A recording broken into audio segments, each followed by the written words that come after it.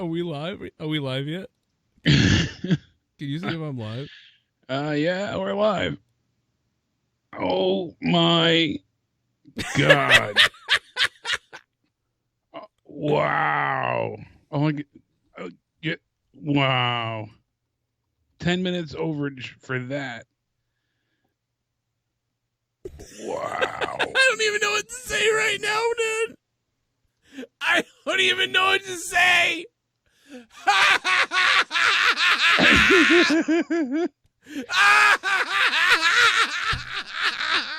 I would have heard, have them hear his voice, and Rusev, and then Bobby spears the cake, but he's not in there. He's like, I knew, that kind of thing. Like, at least because it was so obvious he was in there. So he spears the cake and he's not in there, and he's like, oh no, and then he's, that's when he comes out from under the ring or something. And the fact that she had blackface all over her. She had blackface. Bobby's a white guy. I knew it. I knew Bobby really Lashley was a white guy. He's doing fucking blackface. They have no one show up for them to support them, not even the heels. Bobby's sisters don't even show up this time, I mean, oh my God. This? Wow. I don't know what to make of any of that. That was awful. They had to have... I'm so happy I didn't go. I am so happy I didn't go tonight. That is so bad. I'm so happy, man. Bobby Lashley is a white man. I knew it. That was worse than 2000 WCW and most of TNA combined right there. Like, that was abysmal. I knew wasn't even so bad it was good. That was just straight up odd. I knew there was no way. All the buzz for Liv Morgan. Everything she's going to be the Fiend's, counterpart. That's Sister Abigail.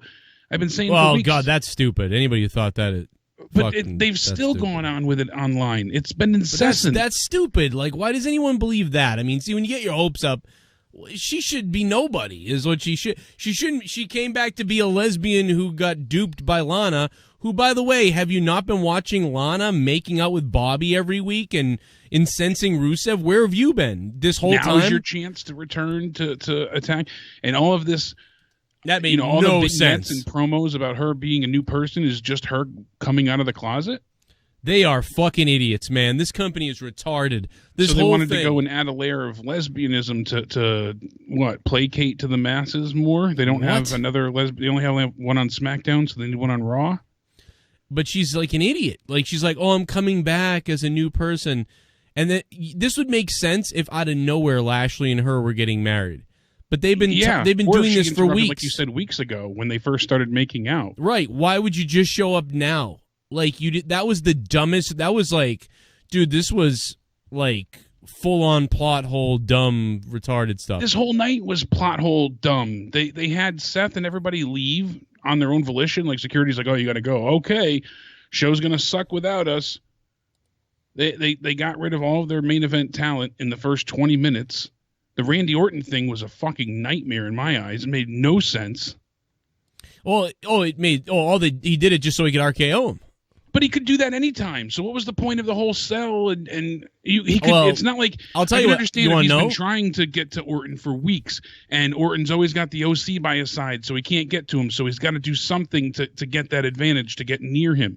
But that's not the story they're telling. He's RKO'd him a dozen times in the past few weeks. It was this. So, it was to get people to watch Raw. That's no doubt. I mean, I know that, but it doesn't make any sense. There's no booking reason. This isn't a main event feud. They're not building towards their WrestleMania feud. And it cheapens the, the retirement speech that people either are forced to give or, this wasn't Mark Henry level. It wasn't as good as Mark Henry. Wasn't as good as Mark Henry, but. And that's the thing. Like, at least that was going for something. Mark was, the swerve was great. Everyone pretty much caught on quick when he was getting in the ring. They made him walk down there and just all of it. And then the way AJ delivered the lines, he sounded, I'm going to try and not be childish, but I am childish. I'm not touching you. Like, what was that? Like, you knew he was right because of the way, like, AJ was, like, doing that. Okay, so what AJ was doing was so forced. Like, yes. I'm going to poke you, and now I get RKO'd. Like, that was so fucking forced that it wasn't. Cut him down with words. It wasn't believable because of how forced it was. So, and then on top of it, Orton literally says, I'm not going to, be back for a long time.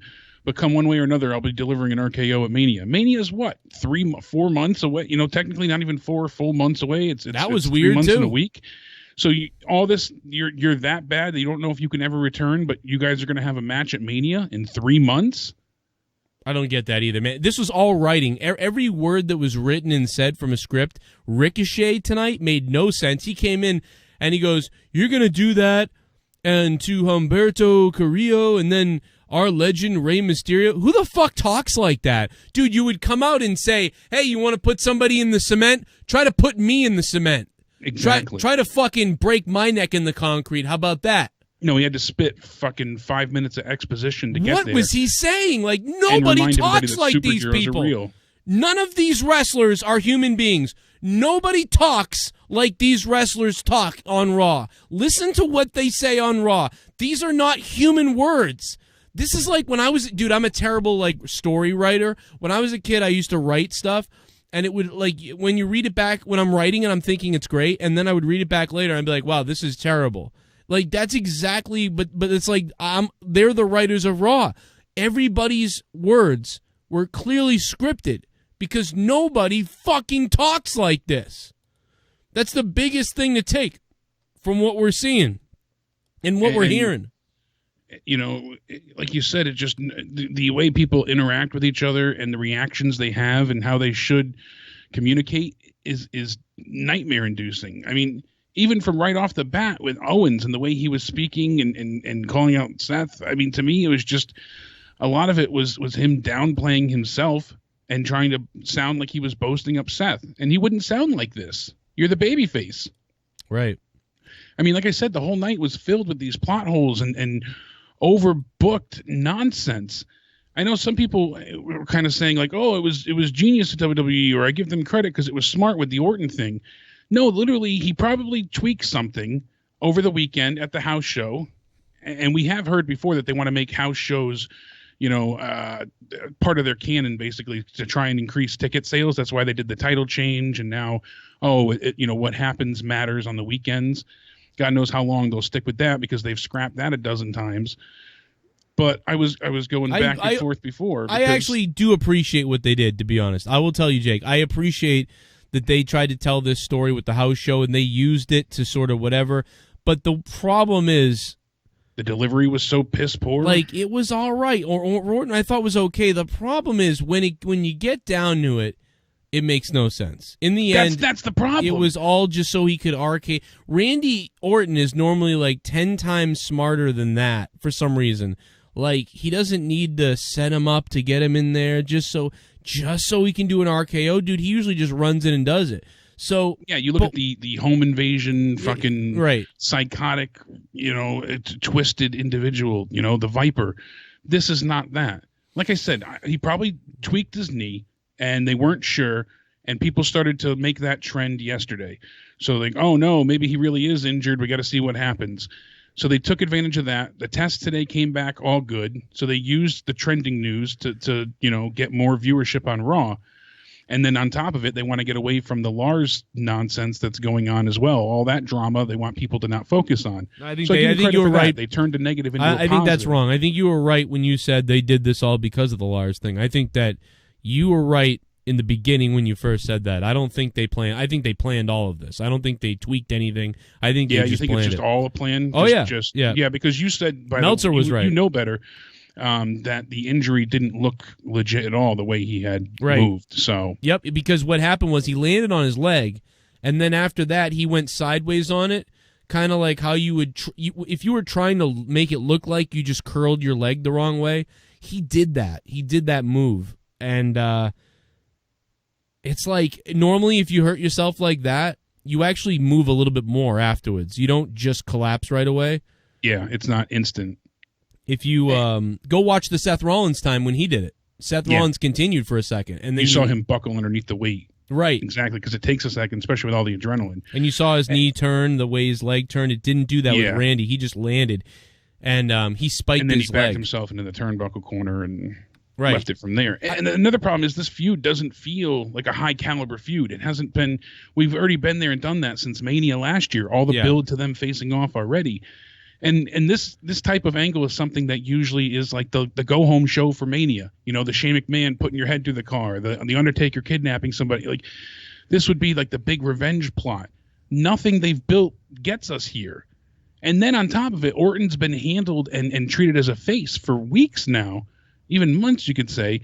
And this is a heel move. For someone to pretend that they're injured and attack somebody, that's a huge heel move. But you know, Randy's a tweener, so I get that. He's a tweener. But you know what? Though no one AJ has defined roles at this point, which makes it all so just convoluted and just nonsensical. You know what my issue is, though? My issue is actually with and Junebug. Thank you for being the largest donator earlier today. I am going to wipe the slate clean. We will have a new large donator potentially here today. But let me say this. I think AJ's a problem too. I think he comes off like a cartoon villain or something. He doesn't come off very threatening at all. He comes off like a pesky. That's Seth's problem as well. Yeah, I don't know. The heels either feel like cheesy and corny and you know, like the train track villains where they're going to tie you up and I'm going to get you, that kind of thing. Yeah, that's exactly it. Like, the train's coming at 2 p.m. Here's a stick of dynamite I left next to you. Like, that's what the fuck am I watching? Let me play a donation real quick because people are chiming in and I want to hear what people have to say. And we got to pay the bills here on the Joe Crone Show. As always. So let's see what is rolling with you guys. Super chat. Yummy, says the Goon. Goon, how you doing, man? What's going on? Happy almost New Year. We're going to have a big New Year's party tomorrow night, Tuesday night here on the Joe Cronin Show. Rather, it's going to be taking place over on Throwdown tomorrow night. Party. William Jones, what up? Liv Morgan is a lesbian now. Liv Morgan, now a lesbian. Ridiculous. I mean, maybe she can be just like Jordan. She'll be the next person to get injured after a stupid storyline. Jordan became Kurt Angle's son. Maybe Liv Morgan will sprain her ankle or something. I don't know. So they wasted her, going to come back as this serious thing or whatever she is. And here she is as just the other girl lesbian of Lana. I don't buy it. It was a pretty good performance, actually, by her. I just don't buy the situation because she would have come out a long time ago to complain about this. She wouldn't come out. By the way, did anyone notice? Bill Belichick, as a Patriots fan, I noticed. Bill Belichick was the fucking priest. Shell was the one who brought that to my attention. Shell DM'd me and goes, Bill Belichick's the fucking priest. Lana kissed the black off Lashley. And Lana kissed the black off Lashley, Corwin Eberle. Shell realized that the priest was Bill Belichick, and Lashley is a white man. His black came off. He's doing blackface. That's why Trump liked him. We always couldn't figure out why Trump liked him. The wedding was just as bad as a bra and the panties match. Love Joe's laugh. The real YT, what's up, real YT? How you doing, man? I can't fucking believe this. No wonder the Patriots lost last week. Bill Belichick was too busy planning this fucking wedding. That's what happened. This is unbelievable. Bobby Lashley is a white guy. I knew it. All these years, I knew it. I knew there was no way a black guy could be this boring. Now I know why. He's white. His fucking black skin was coming off on Alana's pasty head. Dude, I started dying laughing when they hugged and kissed, and then black was all over Lana's face. I was like, what the fuck is going on right now? Oh, my God, dude.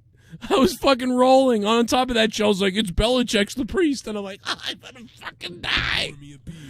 Oh, my God. And then Lashley, and then fucking Rusev comes out of the cake all shitty. He lifts it up, then puts it back down, and then explodes out of it all stupid. Liv Morgan is in there ruining her wrestling career. Oh, my God. They went 12 minutes overtime for that. What a bunch of fucking idiots. I think him gonna jump in front of the car. I'm done. It's Costanza. What's up, It's Costanza? How you doing, man?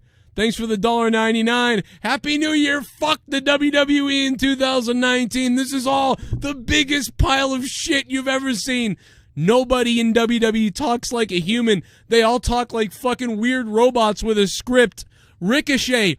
Shut the fuck up, Ricochet. You sound like a mentally handicapped moron. Please never speak again, Ricochet. Oh my God, you're all stupid. None of you can speak like humans. This is not real. Somebody writing a bad kids morning cartoon are writing the fucking scripts for Monday Night Raw. You call this raw? I call it raw-tarded, and that's why I have a t-shirt that sells. Super chat. Super chat. I'm gonna fucking die. What up, John Wills? What up, John Wills? Thank you, my friend. And thanks, by the way, to somebody became a member before the show started, and I can't quite figure out who that was, but I wish I could remember or figure out who it was. I'll find out eventually. A. Campbell, thank you for subscribing to the channel. This is the Joe Cronin Show. This is the Monday Night Raw review. Jake is here. You're here. Let's do this. And we got tons of people in the chat. People are donating, super chatting. If you want to donate with Streamlabs, the link is down below. Feel free to give it a shot. And here comes Justin Mongoloid. Oh, God, this is... Oh. Wow. I didn't mean it. I didn't mean it.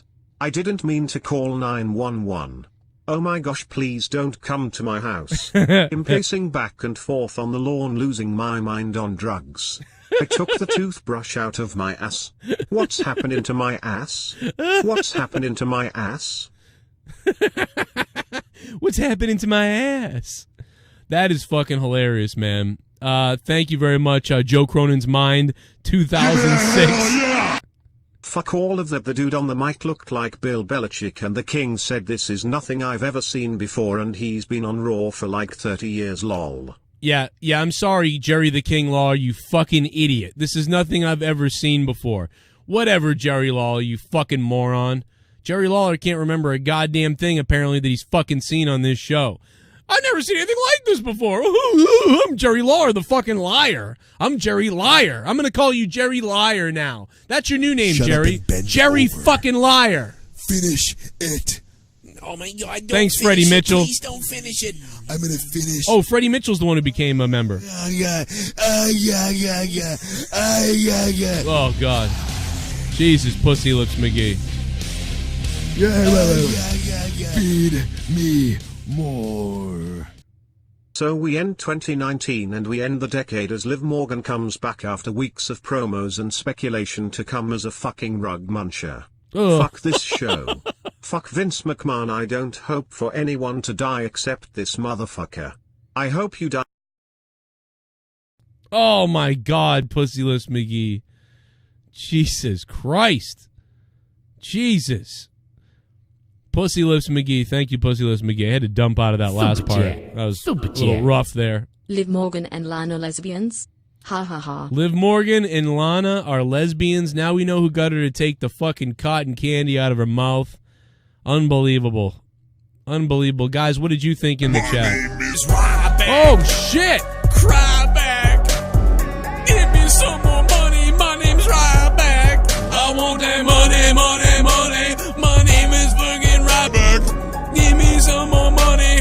Money is my crack. My name's Ryback. Come on, get it now. Come get that cock and fuck it out. Want a Ryback? Laz Sullivan had more believable acting in a gay porno than Lana had in this whole segment. Shit went 10 minutes past its runtime to get us to this ending. This shit didn't build anything but bury everyone involved. STDS out of 10. Happy New Year. The Soundwave 92, man. I was going to give Raw maybe a 5 out of 10, and then that last hour killed it. That last hour murdered Raw. And I'm going to drop it down to a 3 or a 2, I guess. I don't know. There was some wrestling that was good. We'll get to some of the things that were good about Raw at first, and then it really took a fucking nosedive. The Soundwave 92, man, thank you so much, man. Holy shit, $40. Soundwave 92, man, thank you so much, bro, for coming in clutch like that. Needed the help, no doubt about it, after Christmas, and thank you very much for that, dude. I have some shout-outs to give for new patrons as well. That's coming. So, but right now, Soundwave is looking to take home the JCS Digital Championship. This show right now is run by Soundwave 92 in the chat. He's getting hard.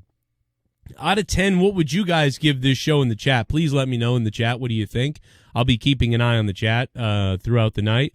little peeks in there. Also, shout out to my mom, because I'll tell you, my mom bought me this Stream Deck switcher for XSplit, and I can like switch between scenes, and this fucking thing is fucking awesome because I don't have to move anything on the screen anymore, and it locks in Jake's fucking position on Skype, and it overrides the problem I was having before. And look at that. I like it, man. And it's over here. So shout out to Mama Dukes, because yeah, that's awesome. There's so much you can do with that more too. You can add overlays right into keybinds, and you can do audio cues as well. There's tons of stuff. Dude, it's fucking great. You can even use it for a soundboard. It's crazy. And my mom my mom's like, I don't know if you can use that. I didn't think you could, but I just figured try it. And if you don't like it, you take it back. I was like, this is awesome. What are you talking about? Hell yeah. I want to pick me up one of those. Those things are great.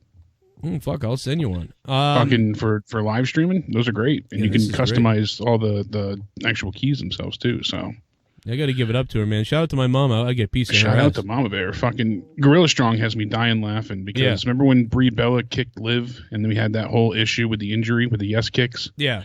He said Brie Bella kicked Liv into being a lesbian. So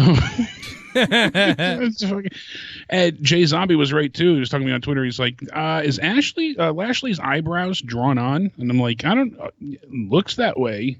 And then all the makeup started coming off, and it was like, oh my God. It was so bad. I mean, literally every time he would rub her face, she'd just have another black smudge. It was just getting worse and worse. Bobby's and worse. white, bro. Bobby's white. Oh, that was terrible. What can you say? Bobby's a white man. He's doing blackface. The WWE is going to be in trouble with the SJWs because Bobby Lashley is a white man. What is wrong with this company right now? Dude, like I said before, they already have someone that's a lesbian on SmackDown that they don't acknowledge. They have and they have a person who's like really a tough girl, and she's like a lesbian. But that's but here it comes fucking. Oh, I'm an idiot. Oh, I'm an idiot. You changed me. Yeah, I mean, Mark Henry is trending on Twitter right now just because they said Randy Orton tried to pull a salmon jacket on us. And that's what I mentioned earlier without even, I just see it trending now. They tried to pull that kind of swerve, except it didn't have the same, effect, gravitas, importance, any of it. It just made no sense at all. What a waste for Liv Morgan. So many people, like I said at first, they wanted her to be, back with the Riot Squad. Then she's going to be part of, the Firefly Funhouse. Then they start these vignettes. Some people thought that was still the case with her being involved with Bray. We knew that wasn't going to happen, but this is not what I saw for her at all. It's not even the lesbian issue, but just her introduction. This is how you bring her back. Dude, this was anything but a triumphant return or reimagining. I mean, we could go over every single part of this show was a plot hole. You know what it reminded me of? The new Star Wars movie? It's like the new Star Wars movie, I kind of liked it, but obviously it's horribly all over the place. It's got plot holes. Things don't quite make sense. There's stories that aren't finished. It's fucking just a mess everywhere, but it's like a mess I like. If that makes any sense. Like, I like the new Star Wars movie, but it is a mess. I mean, it is a fucking mess. At least they were trying to fix and retcon mistakes, made previously, essentially. Yeah, this Raw was like that, but just like atrocious instead. Like, instead of being like, this is pretty awesome, that's cute, this is funny, like they're doing something, but this was like, wow, like plot hole up the ass, and then dialogue that was diarrhea at best. I mean, the dialogue tonight that almost everybody spewed out was cartoonish, Saturday morning bad cartoonish, and it wasn't believable. Nobody speaks like these human beings. Nobody. And I know Ricochet's always been bad. But listen, nobody comes out there and goes, you did this to Humberto Del Rio. You think you can do this? And this is after he checks on the guy. And then he goes, and then you do it to our legend who is Rey Mysterio. Like, how about you fight me or something like that? And it's like, that's terrible. Dude, you know what's better? You know what he should have done? He should have showed up and said, you think you're a tough guy? You think you're going to smash people's heads into the cement? Why don't you try smashing my head into the cement? That's all he had to say. That's all he had to say. What the fuck was he saying, Ricochet? And by the way, do you know who has done this exact fucking thing? Do you know who has actually done this same situation with Ricochet? Do you know who's done it? Jake, do you know? Who? Me and Teddy fucking Goods with a fucking teddy bear. Ladies and gentlemen. That's true. Watch this. This is all Ricochet had to fucking do. Ricochet. That's right. You battled the bear, and Teddy Goods had enough. Teddy Goods had enough because I was beating the bear up after the match. So what did Teddy Goods do? Teddy Goods came out to defend the bear. And what did Teddy Goods do? Teddy Goods said, you want to wrestle a bear? You think you can beat up a teddy bear? How about you wrestle Teddy Goods? And then he takes his shirt off, and then he goes, let's fucking go. That's what you need. Here's the fucking Ricochet segment right the fuck here. Watch this, everybody. This is all you had to do, Ricochet. Oh, wait a minute, look out. Wait a minute, someone's coming out to help the bear. What are you doing? What the hell are you doing, Ted? Wrestling a bear? That's Teddy Goods. Which you want to end up like him? You get the hell out of here right now. Teddy bear? Get out of here. Bro, you want to wrestle a teddy bear? How about you wrestle Teddy Goods? Oh my God, he wants to wrestle Cronin.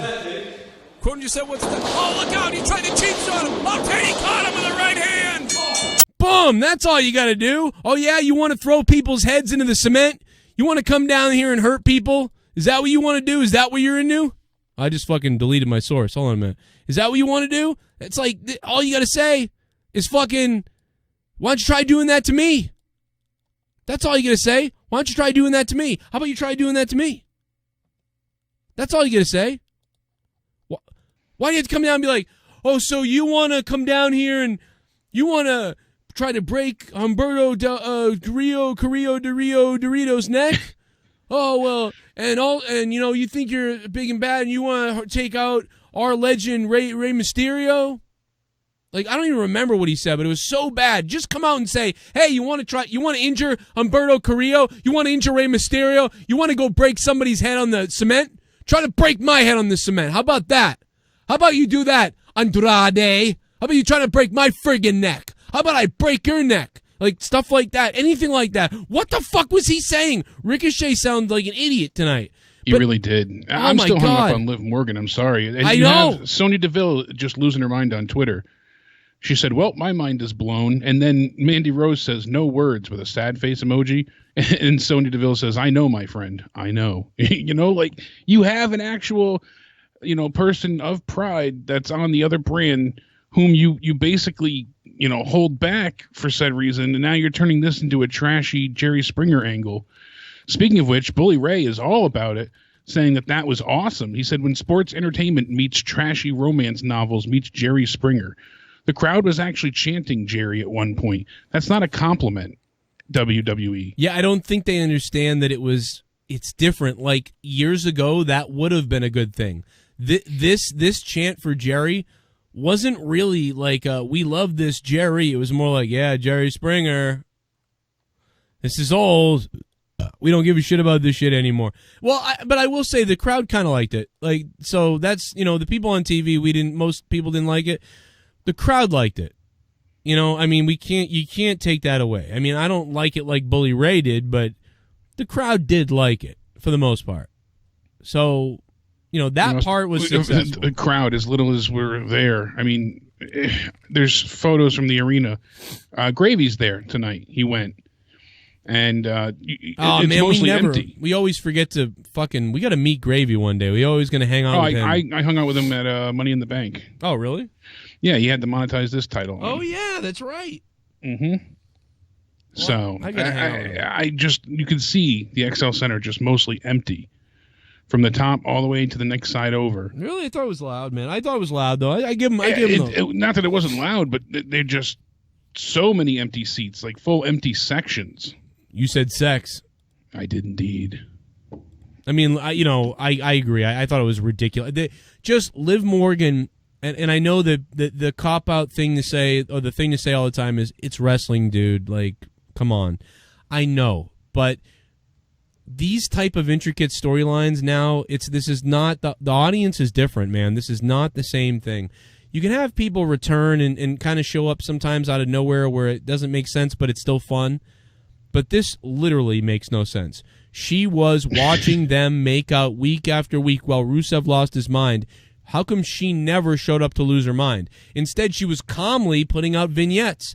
Oh, I'm coming back a new person. Meanwhile, she even said tonight, "I'll be there when I'm ready. You know, I'll show up." She said, "You know, when she decides she's ready, she'll think she's ready." She said, "You know, and to be continued." Yeah, this was totally done on the fly. This was absolutely. This was like Emperor Palpatine in Star Wars. Like, no, he was not going to be the main villain in the movie. No, that was not going to happen. They did that because they of what had happened. no backup plan. That's exactly what this is. This is like they had no idea, and all of a sudden they were like, throw this out there too.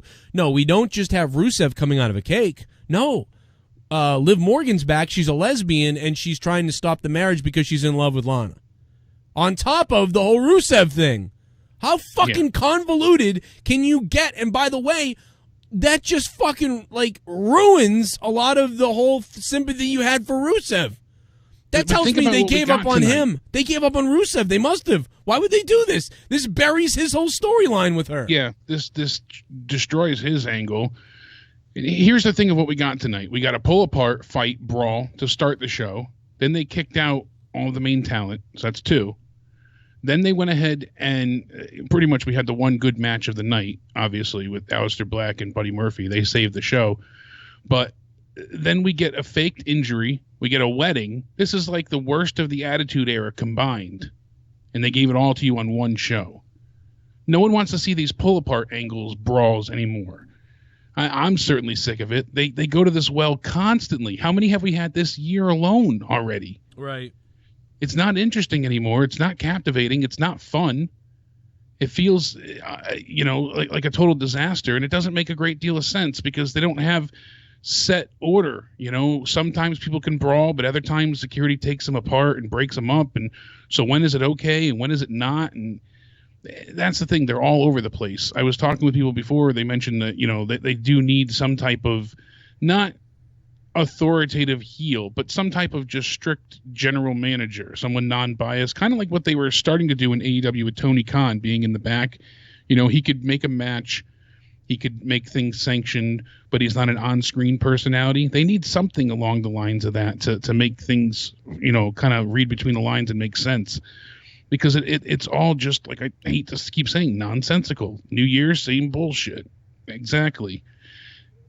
Even CM Punk tweeted out before. He said, "Can we stop doing the giant group of people standing around looking to catch someone while someone jumps on them? Leave that shit in this decade. I dare you." Yeah, it is. That stuff is just... You got Kevin Owens climbing to the top rope, ready to dive on all the security and everybody on the outside. And they all just look and wait. And yeah, you move out of the way and they land on their face. How about Same that? thing with Bobby Lashley, like you mentioned, just standing there. He's looking at Rusev. Rusev lifts the top of the cake, then it comes back down, then he flips it off and breaks out of it extremely slow, for what the angle needed. He didn't just burst out. He pops out, and then he finally, emerges out of the cake shell. And Bobby's just standing there looking at him, shocked. Not doing anything. Not hitting him, not attacking him. Just standing there staring at a man coming out of a cake. Yeah, well, I like what I said. And even that's ridiculous garbage. But you should have had, Rusev's voice be heard. Is there anybody else? I mean, we're already that far in. And then that's when Lashley looks and he goes, "Oh, I know he's in the cake," and dives at the cake.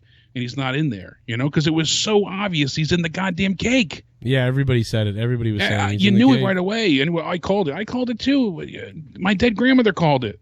Everybody called it. And that's a problem. My wife's gynecologist called that I had herpes. No, I was kidding. Exactly. Everybody knew.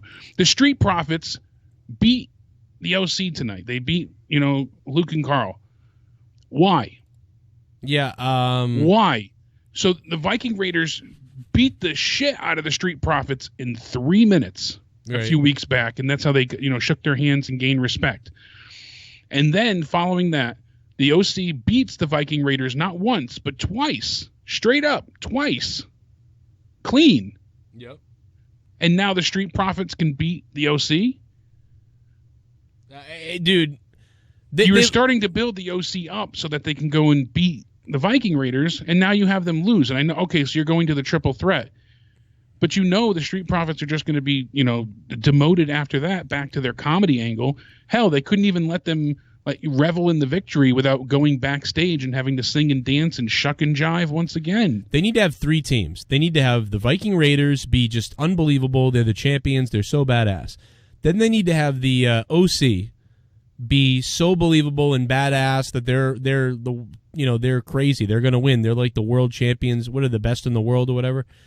And then they need to have the what the fuck are the Street Profits? Then they have to have the Street Profits also be built up like they're the team waiting in the wings. That should be what's going on. So the Street Profits shouldn't be facing the OC. No, they should be kind of how the New Age Outlaws were handled at first. Right. They should be going at other the wayside people until they took the titles. That's exactly right. The Street Profits should be having a feud battle with some other team that can last 3 matches, but they come out on top. And the OC should be dominating so that... Like they did with Foley, yeah. Yep, so that they look legitimate against the Viking Raiders. And the Viking Raiders should beat the OC twice, maybe. And then maybe if you want to put the belts on the OC beats the Viking Raiders by nefarious means. And then you can get the Street Profits involved in the championships, if that's what you want to do. And then when you get the Street Profits to beat the OC... The Viking Raiders never got their shot. They beat them twice, and then the Viking Raiders lost by fuckery. And then the OC are the champions for a little while, and the Street Profits eventually take the belts off the OC, and the Viking Raiders then feud with the OC, and the Viking Raiders beat them again.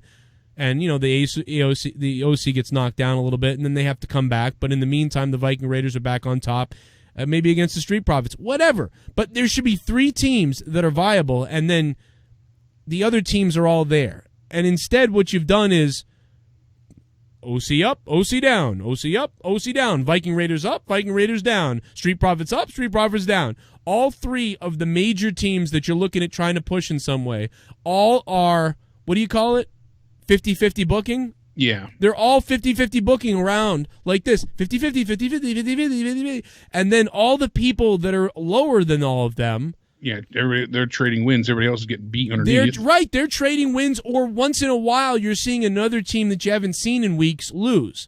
So nobody really appears to be that better or worse than each other. The competition appears to be neck and neck with everybody, which normally would be a good thing if crazy good matches were being pulled off, but that's not what's happening. Yeah, there's no sense of structure here. And that's the problem. No one feels on a level playing field. You have tag teams like Hawkins and Ryder being beat solo in 50 seconds by Drew McIntyre.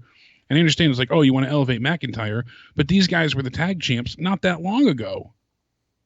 So, I mean, what are you can't just pick and choose. Tonight, these guys are going to win the belts because it's WrestleMania. Then tomorrow, we're going to bury the shit out of them. How are you supposed to, have faith and get interested in anybody at all? It's just mind-numbing. I fail to understand why they decide that this is their only option. And with the Street Profits as well, these guys are not bad at cutting promos. On NXT, they did a great job. That's why they were getting over. When I saw them at NXT TakeOver 25, they were so white hot. It was incredible to witness. The crowd went nuts. And then they won, the ladder match, and people exploded. The roof blew off the frickin' place. Ford and Dawkins can spit hot shit on the microphone. But what do we get? They get these bullet point scripted moments where they have to include all of these pop culture references, and they have to make sure they say, this news piece and this, pop culture moment, things like that. Oh, you have to say that, these guys are named after a reality TV show, and, these kind of... That happened. When was the OC on? When I was in school? I mean, what is that, 20 years ago? No one knows what the hell they're talking about. I don't even know what that is really, even when it was. It was a TV show about a bunch of surfers, no? I mean, in California. Who gave a shit? Who watched it? And then they're singing the theme song. Dude, I didn't even know what that was. And then they're talking about a High School Musical, and you got these guys singing a teen soap opera. Why? It's not even relevant pop culture bullshit. You can tell one of the writers, that must have been his favorite show growing up, and he's like, oh, I can fit this in here because the name matches. That's the kind of shit that they need to just let these guys go out and attack each other verbally, physically, however you need to, but get it done. You don't need to squeeze in these references that Vince is in love with. He does this all the time, and sorry, but all of his stuff is so dated. Everything Jerry Lawler's saying, that Vince is throwing half of it to him. Jerry Lawler is saying stuff that is retarded. Jerry Liar. He's Jerry Liar. He's lying. I've never seen this before. I've never seen anything like this before. Are you sure, Jerry? Are you fucking sure, Jerry Liar? Anyway, we got to pay the bills. Here's some donations coming in. Super Chat Party. What's up, baby? What's up, Monster Humpers? Doesn't Vince know he has lesbians ready to go on SmackDown Live? Yeah, he's already got the lesbians. You listen, I don't care if not or whatever, but it just was dumb to have Liv Morgan do that. It was really made no goddamn sense whatsoever. Vince did it just to do it. Felt like he needed something extra or something. What an idiot. This was stupid. It made no sense for her to do that. Anyway, guys, if you're new to the channel, the link to Streamlabs Twitch alerts is in the description box below. The link, you click it, it opens PayPal, credit card, PayPal, whatever. If you want to donate, all the donation amounts are listed way at the bottom of the description. You have to expand it and go all the way down to the bottom. There's a bunch of different ones to have fun with. Support the show, support me, and what we do here on the Joe Cronin Show. Much appreciated. You don't have to do it. Feel free to hit the like button if you can't do that. And Super Chat works as well, and you become a member also. Super Chat. Spaz Phoenix, thank you. And here's another one from Spazzy. Kill me. But before I die, Joe, do me a solid. Do Vince, Seth, Triple H, and Bill Cosby in a conversation during that segment. Call it a late birthday present. Oh, man, I cannot do Bill Cosby. I wish I could do that for you. I can't do Bill Cosby. But you know something, damn it? Hey. Oh, hey, go on. You know what I want you to do is I want you to slip this in a drink. Well, Vince, we already did that. I drank the water bottle, and I passed out in the ring. Remember? Oh, yeah, that's right. I already did it. We already did it with Triple H. Damn it, that was good shit. That was good damn shit. You know what I like to do? I'd love to give Bill Cosby 5 minutes alone with Linda's ass.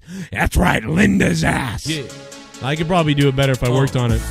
Oh, shit! What did the turkey say? It's coming in, motherfucker! What if they killed us and ate our children? What if the turkeys ate us? What if they filleted us? If the turkeys ate us, if they had to hate us. Thanksgiving was a little bit different. Instead, the turkeys ate us. They gobbled us apart. But first they'd eat our nuts, and then they'd eat our bud. The turkeys ate us. What if the turkeys ate us? What if the turkeys ate us? What if they ate our fucking nuts?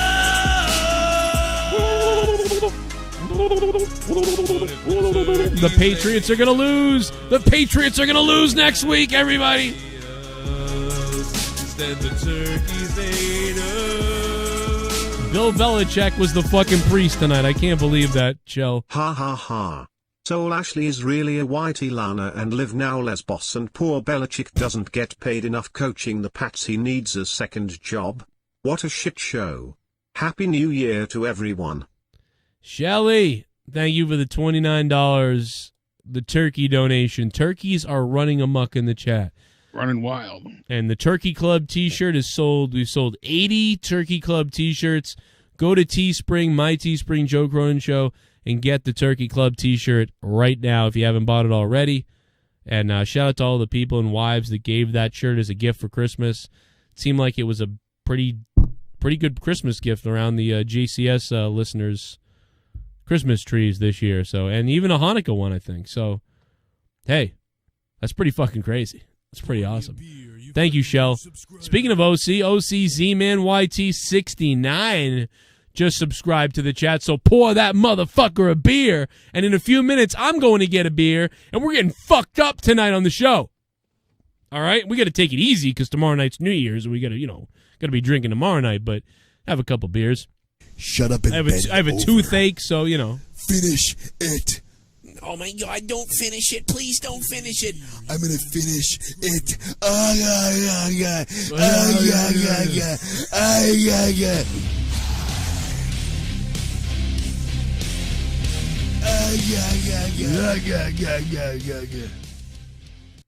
Lana, Bobby, Jerry Springer 2020 bitch. Francisco Javier Jr. Francisco Javier Jr. Thank you for the donation, man. Much appreciated. And, it was very Jerry Springer-ish, man. Very Jerry Springer-ish. It was I can definitely understand if there was people out there that were entertained. I mean, it did make me laugh a little bit for a few, but that whole Liv Morgan. Where am I living? Where am I living? Where am I living? Right now. Oh! Hashtag die Vince, hashtag retire Vince McMahon. This show was the worst wrestling show I ever seen in my entire fucking life. Wow. I would enjoy watching porn parody over this fuckery, pouting face. I'm a fucking idiot. All right, Drew, we know. Omar. I'm a fucking idiot. Omar, thank you so much for... I hope you fuck yourself. Thank you so much, Omar, for the donation, my friend, and the $10.50. And for scaring the hell out of me. Jesus. That donation, man. Every time it pops up, everyone loses it. I jumped out of my goddamn It catches you off guard. Yeah, it caught me off guard. And speaking of catching you off guard, Simsy473 just subscribed. Somebody pour Simsy a beer. We need to get that sound effect right now. Pour him a beer. One. Here it is. Give him a cold one. That's right. Pour it down. All for Simsy. Drink it up. I'm looking sexy trans over Dance, Tommy. Transvestite. Dance. From sexual Transylvania. Yeah. I'm looking sexy transvestite from sexual Transylvania. Sexy transvestite from sexual Transylvania. I knew for sure that the Lana/Lashley wedding was complete garbage, but I never expected it to be an ultimate radioactive dumpster fire. I'm giving this show 1 out of 10 for sure. Liv Morgan announcing she is a lesbian is absolutely uncalled for. Well, I don't care if somebody announces they're a lesbian, they do that. That's fine. KTN USA, love you, buddy. But I just made no sense for her. We have a new member. Especially with how they were booking and the vignettes and everything. Yeah. It's not the fact that she's a lesbian. It's the fact that they didn't make injected her sense. and interjected her into this feud with Rusev and Lana and Bobby Lashley. It just was so unnecessary and already jam-packed with nonsense. They had people come out already for both parties, so I'm his first, I'm the first husband, I'm the first wife, and then she comes out, and it's like, ugh. Corwin, thanks for becoming a member, man. Enjoy the membership perks. Thank you. And also, we have a new member of the JCS Army. Show off those membership badges in the chat, man. If you guys got them after a month, you get the middle finger.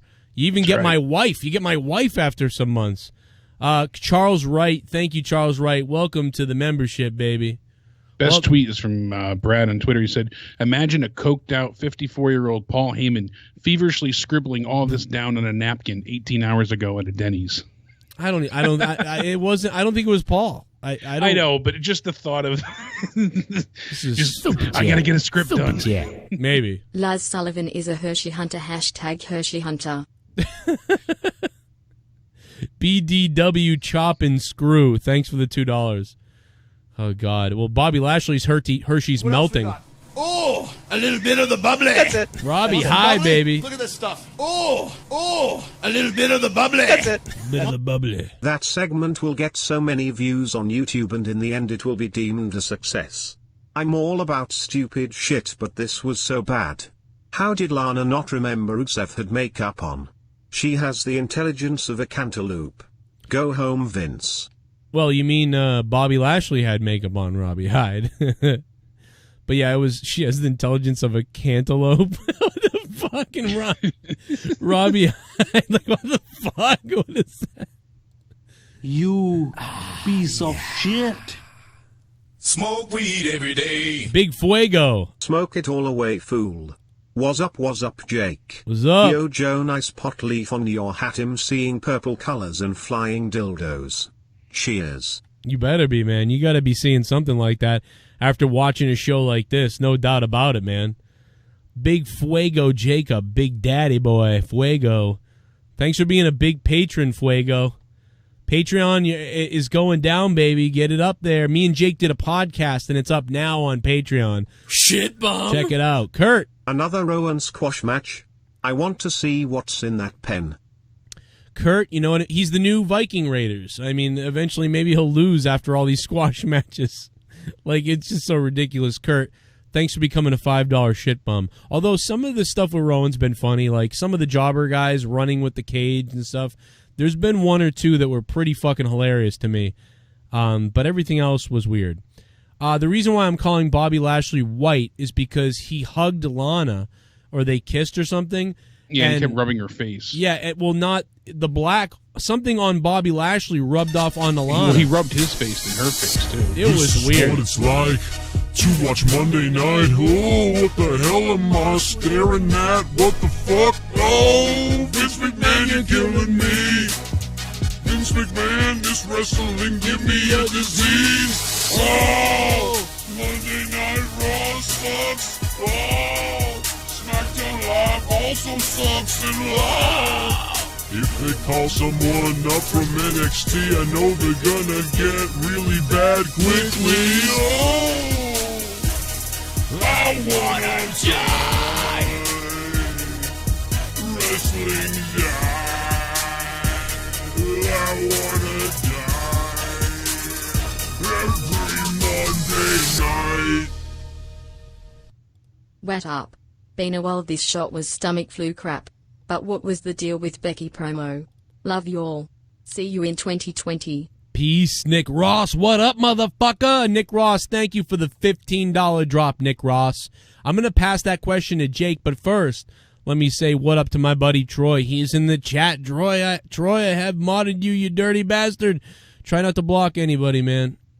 You liberal fuck. Now, I love you, Troy. What's up, baby? Troy's in the house. Give him love in the chat and suck his asshole.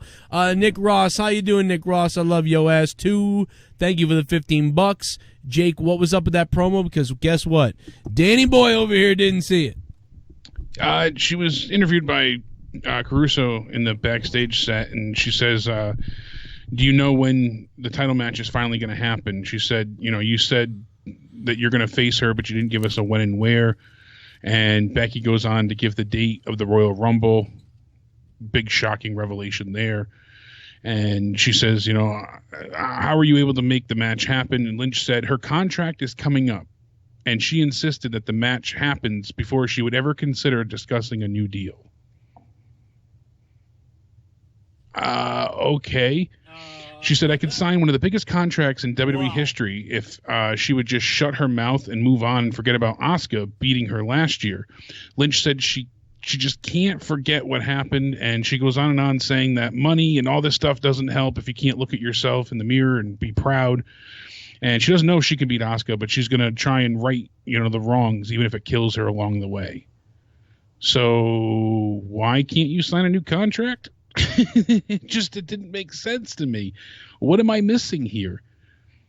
She said that she's insisting that this match happens. Well, she's the champion, so can't she just pick who she wants to fight anyways if she really wanted to? It's not like they have another talent lined up for her to be facing someone, and now they're going to go ahead and, have Asuka face her instead. There's no number one contender set. There's no one even trying to vie or attempt to be the number one contender right now. She has no set challenger, so shouldn't she be able to choose her opponent as she pleases? So why does that mean that she has to go ahead and halt her contract signing to basically, make the powers that be, have this match happen. I don't get it. They keep going with this whole management's trying to protect her angle. This way they can keep her making money, but it doesn't fit with everything else that's happened because she's faced Asuka multiple times through the past few weeks, even in a TLC match. So how is management trying to protect you from Asuka when you've faced her multiple times? It just doesn't make sense. It's baffling. My brain is bleeding. I don't get it. I don't think this is a special, unique thing here. Cheek claps is suspend disbelief. I don't see how, though. It doesn't line up with anything logical. She's saying that the powers that be, the McMahons and everyone, want to keep her as the champion because she's making the most money and, she's selling all the great merchandise is going well. Everything's in their favor to keep her healthy and as champ. Okay. But then they put her through hellacious matches like the TLC match. She's fought these people multiple times, and she's defended her title previously as well. So how does any of this make sense? I don't get what they're going for here. They should just get rid of all that nonsense and strictly go ahead and just keep it at, she beat me last year, and I need to right this wrong. I need to go ahead and like she said, to look at myself in the mirror, I need to know that I truly am the real women's champion. I am the best that there is. And if I don't beat Asuka, then, I'm never going to be able to let that go. Right. Why do they have to bring up money and contracts? And this is what happened last year with Ronda, where it all fell apart. The story wrote itself. Ronda was, the champ. Becky wanted to be the champ. Becky won the Rumble. End of story. No, now you have to have injuries and with their leg, and people have to be arrested, and then they have to add in another title, and they have to go ahead and throw in and make it a triple threat, and then they have to fire somebody and suspend somebody and take them out of the match, and then they have to fight to get back in the match, and just let these two build a whole package together and face off at Mania. Same thing for the Rumble. Asuka beat her last year, and then Becky turned around and went on to win the Rumble. Okay. Get your rematch. End of story. Why is it that difficult? Why is it difficult to find a fucking bottle opener? Can't find a fucking bottle opener. You got a desk. You'll be good. All right, let's see. Here we go. Booyah. Bam, motherfucker. Las fucking cerveza Corona. Tastes like shit. Piss. Dude, okay, so I was eating a chicken nugget. A fucking chicken nugget. I was eating a fucking chicken nugget earlier, Jake, and I took a bite into it. And you know how sometimes there's like a filling or a cavity and it stings you and you go, ooh. Yeah, dude, it catches you out of nowhere. But this was way worse. It was like 100 times worse. It radiated through my whole face and jaw, and I went, oh, what the fuck? I'm like, dude, did I just bite down on a rock made of fucking steel wool? And bee stingers, yeah. Like, dude, it was so fucking bad. And I was like, what the fuck? And it hurt so much, dude. And right now my tooth still hurts in that spot a little bit. And I'm like, what did I do? I can't tell if, like, I bit down and put all the pressure on a filling that, like, kind of pulled at the nerve to pull away, or if I have no idea. But it fucking hurts, man. And tooth pain is worse than anything. I've always said that. Yeah, this is fucking terrible. I mean, I've been through 3 root canals since I started this show. You guys have heard me bitch about it. And yeah, I've got problems with my teeth right now. But it's always the far ones. The far back teeth are bad. There's like, it's just, I don't know. I'm just bitching. I don't know why I decided to bitch. I just felt like telling everybody about my, now the pain is like a 3 out of 10. It's like a 3 out of 10 dull pain. But when I bit down, man, on whatever happened, it like didn't, you know how you bite down and you go, ooh, and you stop because the pain is crazy, but it goes away almost right away. This like radiated for 10 more seconds, and it was like, and then it finally went away. It was crazy. And it's so intense so quick. That's the thing. It catches you, like you said, completely off guard, and you're just instantly in agony. That's exactly what Raw was like tonight, almost. Like, it's almost as bad as that. I mean, and then I watch Raw with the pain, like, and I'm watching Raw. I want to die. Like, yeah, it was so I weird. know some people say, like, oh, you're just being negative or you're reading too much into things. But I genuinely do enjoy some angles. Like, look at SmackDown. The simple thing of Otis and Mandy. I like that. I like what they're doing. It's simple. Let's go sweet, back. It's funny. Go back to the beginning of Raw. Go through some of the stuff, because some of the stuff at the beginning I didn't care. good. The only thing I liked tonight, call me piss poor sour, was the Aleister Black rematch. Yeah, that was everything in the first else hour. Fucking sucked tonight. That was in the first hour, and that was good. And they start off, and I like the Samoa Joe stuff with Owens a little bit. I thought it was. I like all right. the idea of them together. I don't have a negative with that. I like Samoa Joe as well. This is a good spot for him as a face to work against a solid heel duo. We're going to see him and Owens take on AOP for a while. I like that idea. Problem is that it starts off, Owens is getting his ass kicked after bitching, and basically just building up Seth Rollins rather than tear him down and build himself up. And it all leads to the pull apart angle. You knew Samoa Joe was going to come out to defend him, so that wasn't a surprise. And the whole pull apart, I'm sick of seeing. Do something different. And then security throws them out of the building. So we don't get them for the rest of the night. I want to clarify what I said.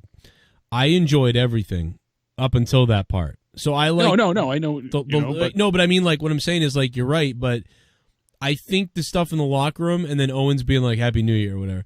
Like, to me, that the backstage interaction. Yeah, because they have a lot of charisma and chemistry. Well, so Owens and Samoa Joe just shooting the shit, that's entertaining. Joe kind of comes off how you think Owens should be, which is like a killer and crazy, but Owens has this comedic side to him. So Joe is like this serious, like, dude who wants to kill somebody, and Owens is like a badass, but he's like funny. So they really like worked out in a way.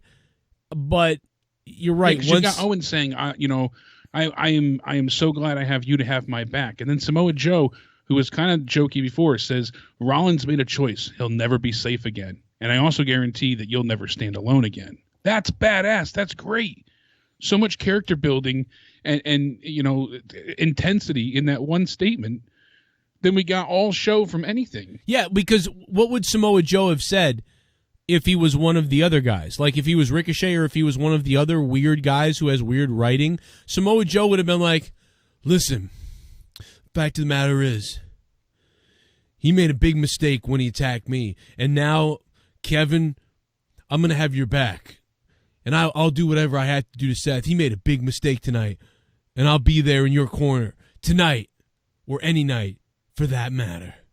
I didn't think we would have gotten something that decent. I think it would have been even more. It would have been goofy as hell. Dejected. It would have been like, Seth's a bad guy and he's a bad dude, and AOP are real bad dudes as well, and we're just a big group of bad dudes, and I'm a bad dude, but they're really bad dudes. You know what I'm saying? Yeah. Now that's the kind of shit we would get. Yeah, it would have ended it with like, we're gonna show them that we're badder dudes. We're badder than bad. Like, dude, we're bad to the bone. That's exactly how everybody else is written. For some reason, Samoa Joe is allowed, I think, to say whatever he wants, almost. Because I think he looks at a script and spits on it. So nobody else. Samoa Joe multiple times has cut promos that have been good, and I think it comes down to a couple times he said, Vince, please, let me do this. And I think he hit a couple times with some of the stuff he said, and they've trusted him from then on. I think other people have not hit, and they don't trust them at all. And I think that Samoa Joe, Wendy, that shit, it seemed to be around that AJ Styles time where he was allowed to just freestyle and Vince or something and just go off. Yeah, because what's and why is Ronda allowed to do it? So it's like, that's why it feels like Samoa Joe's promos and acting are real. Damn the man, screw the woo, and no more Mrs. Nice Bitch. I mean, you hear that and it stays in your head. Yeah, that's an epic promo, and we just don't get that enough. So I liked the interaction between the two backstage. They both have these great, and even that was a little planned, obviously. So that was a little weird, but compared to the bullshit before, like you said, a lot of it is apples to oranges. But unfortunately, they're still fruit. So, but like Samoa Joe, he could get a script, I feel like, and he could read one of those robotic scripts and still make it. He can deliver it decent. In such a way that it still sounds good. But here's the thing: now Charlie Caruso is there. She's doing the interview with them, and she's like, "Oh well, security's coming." Who's kicking them out of the building? Who's making them leave?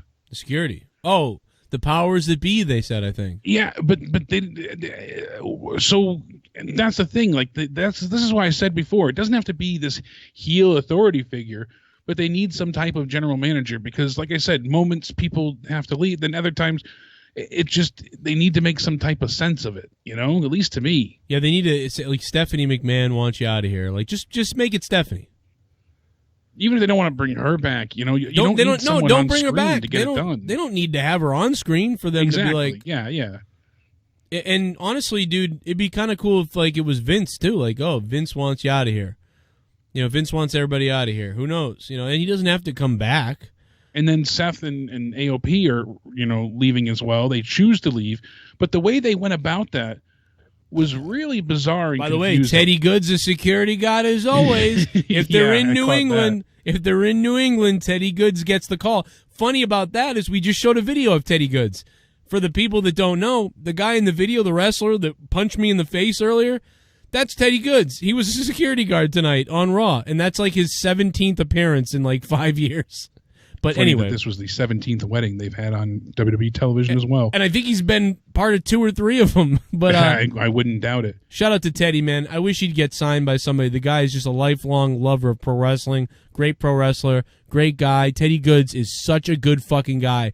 And just this guy bleeds wrestling. Like, I don't know. I wish he would get signed with somebody already. Yeah, he's so dedicated to the art of it. It's incredible. I'm happy though that he did get to get the call as always in Connecticut this time. But when Good shows up, here's the problem I have with this. Yet again, another problem. But AOP, Seth Rollins is there, and both guys, Akam and Reza, are going nuts. You know, and he's like basically English. What are you talking about?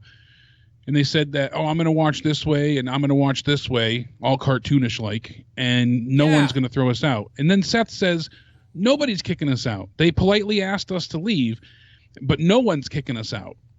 And then he goes ahead and says, you're going to have the last Raw of 2019 without me. The show will be canceled before you get through the next match. And then security shows up and they said, security's not needed. We're going to leave voluntarily. I thought you just said no one's throwing you out of the building. You literally 30 seconds ago said no one's going to kick us out like a tough ass. Security shows up and you're like, don't worry, we'll leave. Well, I thought you guys were supposed to be a bunch of badasses. Well, I think they were saying, no one's going to kick us out. We're going to leave on our own. That's what they were saying. It didn't make sense with the writing. It doesn't. And also Seth said when they spoke in their own language or whatever language they were speaking, Seth goes, guys, you gotta tell me what the plan is. Like, what? That was so fucking cheesy. Dude, like, when two guys speak another language and the leader is there, like, Seth Rollins should have been like, guys, I told you for the last time, speak English around me. Or like, guys, you want to tell me what the hell you're actually saying? Because guess what? I don't know what you're saying. Like, that's what Seth should have said. Guess what, guys? I don't know what you're saying, so can you tell me in English? Like, I've told you this 100 times. Stop doing that. And like then they could have done it or whatever. But instead he's like, guys, what are you talking? What's the plan? What's the plan, guys? Hey, what's the plan? Like, what the fuck are you gonna blow up a building? Like, nobody talks like Seth Rollins. It's fucking hilarious. The guy talks like a fucking cartoon character who's about to blow up a fucking saloon in the fucking Wild West. And by the way, Seth Rollins comes off as the sidekick. When you say, guys, will you tell me what the plan is? That makes Seth sound like he's the third guy. That AOP is running the deal, and he's the, like, lowly fucking guy. Who the fuck wrote this shit for him? Just like you said, he's the leader. Why would you say this nonsense? That's why I even cut it down. English, get to it, but you don't get that. You just get more of the belittling of your top heel. So now Kevin Owens and Samoa Joe are off the show, and so is AOP, and so is Seth Rollins. And you're half an hour into this, 40 minutes? You just took 5 of your stars and threw them out the door. And all they did so far, none of them had a match. They got pulled apart. That was it. Well, they needed to kind of get rid of them so they could get to Vince McMahon's master fucking Lana Rusev at least thing. Let these guys, throw out one and have Owens and Samoa Joe have a tag match against somebody for the night. Give us something of these. I mean, these are the top stars that we have on this show, and you got rid of all of them. Yeah, I agree. I mean, we thought you these thought are your guys. What didn't you think it was going to culminate in something outside the arena? I thought so. I thought that's what they were building to, or they were going to sneak back in, and then both teams sneak back in. Or we need a night where Seth Rollins is interrupting every match. At the end of every match, he's laying everybody out, being heel or face. He's just tearing them down, and just AOP is beating the hell out of him. And that's when, at the end of the night, these guys come back in after being thrown out and save the day. And why is Seth doing it? Because, you didn't win the match fast enough, or you didn't, he just comes down and he's critiquing everybody. I would have done it better. I would have done it like this. And when they try to defend themselves, that's when AOP beats the hell out of them. I would have had AOP. Something. I would have had AOP and Seth. I would have had Seth Rollins out back, and Samoa Joe and Kevin Owens think they've cornered Seth Rollins by himself, and they're about to attack Seth Rollins. Then the AOP comes out of nowhere and jumps them. And then they're like, get out of here, Seth, or whatever. And Seth goes, ha, ha, ha, ha. And he jumps in a car, and the car pulls away. And then the AOP, Samoa Joe, and Kevin Owens have a backstage brawl. Someone gets thrown through a windshield, and they just have some kind of brawl outside. And that happens later. So at least we see them all again in this situation. And at least that would have been something. That's when the cops come, because they're outside. Yeah. And now you have actual police, not security, tear them apart. Yeah. Instead of doing this stupid pull away before. Yeah, have the pull away outside by the cops and be put them in police cruisers. I know we've seen that a bunch too, but do something where they can come back and get more screen time instead of just, we're kicked out, Bob, see you later. Yeah, on-site security just doesn't mean or do much when the guys are taking cannonballs from the top rope, Like, it just... Brian Himmelgod's in the chat. He goes, WWE doesn't know what they're doing.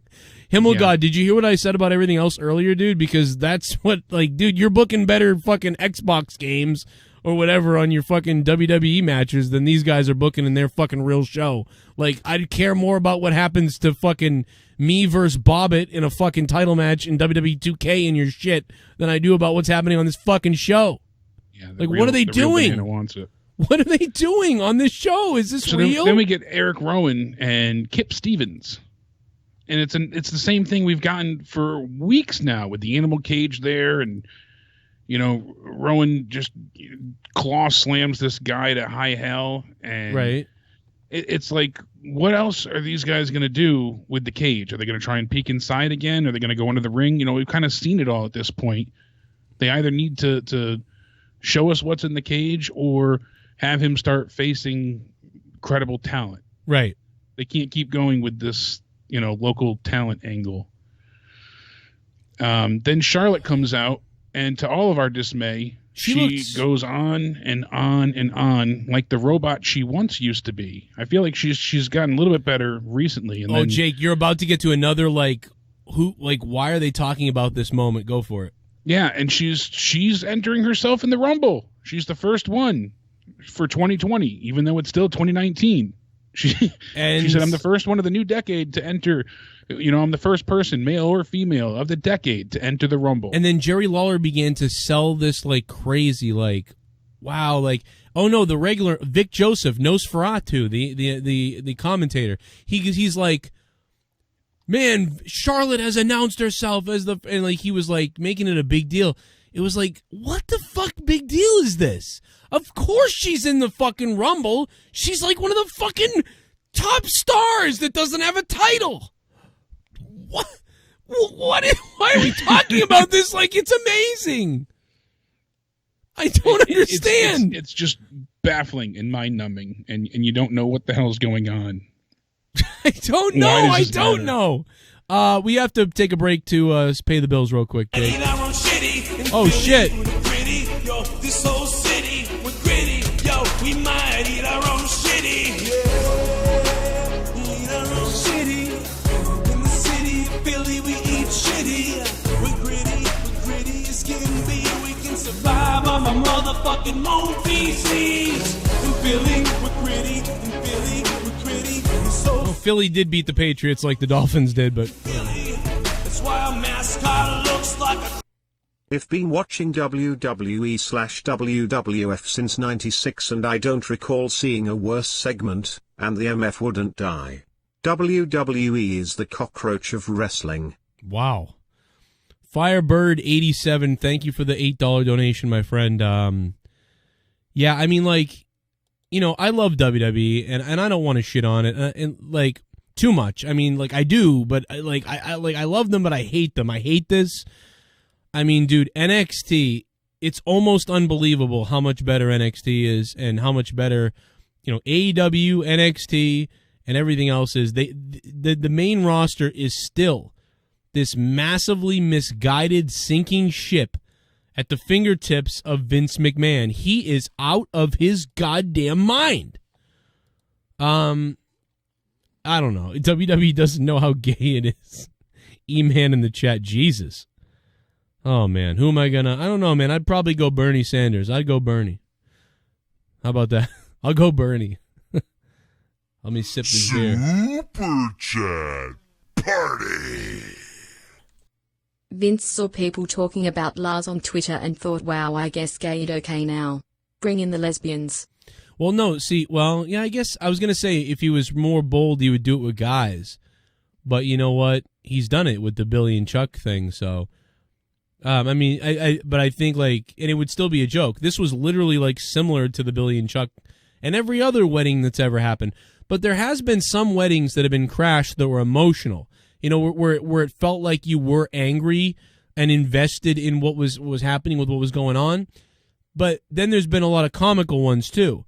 This one was straight comedy, like, but it's already been sort of done so many times. I mean, we saw Randy Orton try to do a Mark Henry. We saw another wedding thing. Like, we've seen all of this and done way better. We've seen this stuff done so much better before than this. Oh, ladies and gentlemen, he is the perfect 10.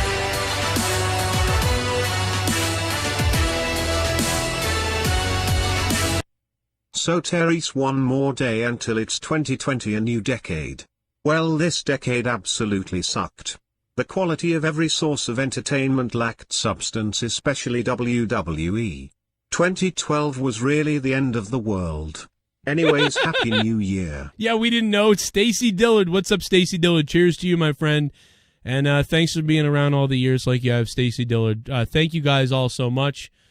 And, man, how about, I mean, dude, wouldn't that be funny? We're really all dead.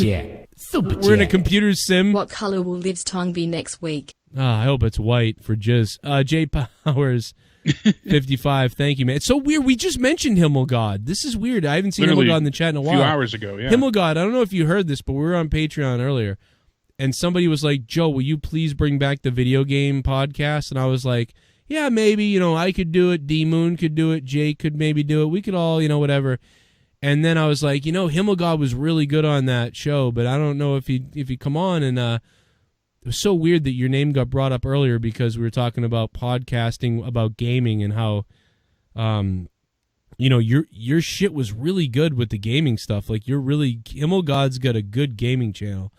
And like, yeah, so if we ever could get Himmelgod back on the podcast for that again, that'd be cool. But yeah, that will come back at some point. But it's so weird. We mentioned that earlier. It's like, and that was on Patreon too. So I don't think he even heard that. But it was like fucking crazy. Where's Jesse when you need him? The planets align. The planets, yeah, the Mars is lining up with Neptune's asshole or something. But yeah, I mean, dude, I don't know. This show had me like a little bit excited in the first hour. And, you know, that the ending was, like, funny for a little bit, but it was just so... The plot holes, the stuff that made no sense. Listening to commentary, Vic Joseph is maddening at times. Oh, and my I know God. Lawler says more asinine things, but Vic Joseph is just so droning. He is, you know, a Michael Cole clone who's bad enough to begin with. That it's like he's trying to be a subpar Michael Cole, and that's the biggest problem. It's just... incessant. He doesn't give anything a chance to breathe. He's just so reactionary, but not in the way of Morrow where it's like charismatic and exciting. Yeah. He's just reiterating what you've seen, but he's so monotone and drab. And I was rewatching, it happened to be on TV earlier, was Revenge of the Sith, the prequels for Star Wars. Yeah. And Obi-Wan, when he has to go kill Grievous, he goes to the planet Utapu. Yeah. And they have all those vampire people. Yeah. And that's where Vic Joseph is from. That's where he's from. I finally figured it out. I sent you that photo. Tell me that's not his father. That picture I just sent you. That is Vic Joseph's father. I guarantee it. And he is from the planet Utapu. You know, when I he's met not a vampire. When I met this guy, alien.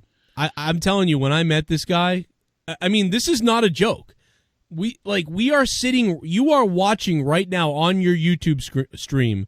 You're watching the guy that was told that lost the position to Vic Joseph, and not to Raw, not for Raw, but you're watching the guy who lost the deal to be in NXT, to be trained, to be the guy who would eventually go to Raw. You're looking at the guy who lost. You're looking at me who lost to Vic Joseph. Like, this guy, it's like he's trying to be Michael Cole. And that's what's annoying is you're like, are you trying to be Michael Cole? This is so weird. There he is, Vic Joseph. Guys, can you believe we're only 1 week away from this pay-per-view? This is awesome. Man, you're a fucking vampire. It's certain, you know. That's exactly the planet that he's from, Utapu. Utapu. Look at the fucking rug this guy's wearing. It's an epic rug. You wear that, that's pretty hot. I mean, Vince McMahon apparently first was reported as not being at Raw. Then it was said that he showed up just as Raw went on the air. And Triple H, McMahon, and Kevin Dunn were not backstage all day. And of course, they're a car ride away. So of all times that they weren't there backstage, when they were in Hartford? That's what I'm saying. So PW Insider reports that Vince McMahon walked into the Hartford Arena right as Raw went on the air this week and noted that Triple H and Kevin Dunn were not backstage or present all day. What? That's really crazy to believe. They knew it was going to be this bad that they're like, forget it, we're out of here. And I know they're focusing on next week, so we'll get the triple threat between the tag teams. You know, we'll have the Street Profits, Viking Raiders, and the OC for the tag titles. We'll have Rey Mysterio taking on Andrade, and so much for not having rematch, clauses built in. But we'll also have Brock Lesnar because we're heading towards the Rumble. And this is one of the things I wanted to address with you. Who the hell is going to face Brock at the Rumble? Because they have to have a title match. It's got to happen. He didn't, obviously fight anyone last month's pay-per-view at TLC, so they usually always have him defend the title at the Rumble. Who's going to be the one to step up? It's not going to be Seth, obviously, because you can't have Seth lose right now. So who's someone that could lose? That could face Orton, Lesnar. I was thinking Orton, but he's so intertwined with AJ. Maybe it is going to be Drew McIntyre, since they have him doing this 2-on-1, and they're trying to give him all these wins back to back to back. They can line him up and say, but what a disgrace that would be to see him lose so anticlimactically to Lesnar so quick. Yeah, that's what I would be afraid of, is if he were to lose. Like, you don't want that to happen. I mean... But who else do they have on the Raw brand? Unless they bring someone else back in, who else do they have right now that's going to face Lesnar? They're not going to bring in a John Cena. They're not going to have Cain Velasquez return, I doubt. They're not going to have, anybody in that sense. And who else do they have? I mean, so they've got McIntyre, they've got Seth Rollins, they've got Kevin Owens. These are the Samoa Joe, but they're all busy with stuff. Brian in the chat, some guy, Brian Rogowski said HBK. There we go. Morrison could return, but then you're going to have Morrison get fed to Brock. Lars Sullivan is currently busy filming private stuff, so that's not going to happen. I doubt they would have Ricochet. But Brock is definitely going to have a match at the Rumble. He's not going to be in the Rumble because he's the champion. So what if he just shows up at the Rumble and doesn't wrestle somebody? He's contractually scheduled to defend his title, but that is possible. I mean, you never know with Lesnar. But in the storylines, he's contractually obligated, or in real life? No. With the way they set up his contract, he had a title defense at the Rumble. But I suppose you could trade the title defense for just an appearance. I'm sure they could. But he has 2 appearances. He's got one for this upcoming Monday, and the one before the Rumble is definitely set. Yeah. And then he's at the Rumble, and then they have a few more in between there. They have one more for the show that takes place before Mania, and then Mania itself they have the build for. So they have a few appearances for him to get the build to Mania. I don't have all the dates in front of me, but that's from my memory when I was looking it up for out of nowhere. I got to tell you, Matt, I'm sorry I didn't get back to you earlier today. Dude, I had so much fun with my kid. I was out shopping and fixing stuff with my kid today. I mean, I have 3 kids, but I was out specifically with Brenna today. With your favorite. It's okay. You can my say favorite, yeah. I put up a tweet of me messing with her earlier, and it's pretty funny. If you haven't seen it, I was like, and I nuzzled her, and she's like, oh. It's really funny if you didn't see it yet. But let me pay the bills again real quick. Let me see what people are saying here. Got to pay the bills. Indian Cricket, thank you for subscribing to the channel. What's going on? And Soundwave92 is still the top donator. I got to give it up to Soundwave92. The $40 donation is still the top donation, so thank you to him. And thank you to everybody who's been supporting in 2019 and before that. Super Chat Party. Nick Grasso. What up, Nick? Mandy and Sonia got trolled big time. I know, man. They fucking are tweeting on Twitter right now, and they're like, eye roll, like they're so mad because they wanted to do this. Even though Mandy isn't a lesbian, like she wanted to do this. And with Sonya, they brought up this whole big angle that made a great deal of sense, too. Yeah. And they even covered some of it on Total Divas, I believe. They are so mad. I mean, and the crazy thing is, the Liv thing makes no sense. So it's like that whole thing got wasted to them. I assume that they feel that this whole thing got wasted to them. Because it feels that way. And why isn't my scene switching? No idea. I don't blame them for being offended. Shout to my long distance friend Shelly. #GoPackGo. What is that? Is that Cold Blasters? Thank you, long distance Shelly, Packers fans. Super Chat Party. Aaron Rodgers is looking good. Salute to Shelly's fine as. Salute to Shelly's fine as, says Spaz Phoenix. What is going on right now? Getting some love. But she's great. Thank you, Shell. I appreciate it. Shell is in the chat. Or Shelly is Shelly Shell? Shell, is that you, Shelly? Are you Shell? Yes, she's Shelly. Oh, Shelly is Shell. Shell is Shelly. I'm confused. And thank you to everybody, man. I appreciate that, the support tonight. God damn it, guys. Don't confuse Joe. Confusing me, man. People are all coming back. It's confusing me. Everything is going to break your brain. Breaking my mind. Losing my mind? I am losing my mind tonight, I got to say. But much appreciated. There's a lot of people donating. Sweet As. What up, Sweet As? We are going to take a phone call in a few minutes. Obviously, there's problems with phone calls still, with adding calls. There's a Skype update. We've had issues. We've tried multiple remedies, and nothing's really worked. So. I am going to take one call with me and Jake in a few, and then after that, I'm going to hang up on Jake, and I'm going to rattle through just a few calls to hear what you guys are saying about Raw, and then I'm going to go, I don't know. Thanks for subscribing, Hard Eagle. Everybody pour a beer for Hard Eagle. Then you're going to go bang your wife. Drink Coors. I might. Won't sponsor you. She's drinking wine. So it is a possibility then. Mr. Simjack, thanks for subbing to the channel, Mr. Simjack. And I had the mic muted before, but when I was doing the podcast with you quickly earlier, Courtney got home from work at that point. She comes over and she's tickling me. God damn it! She's tickling you.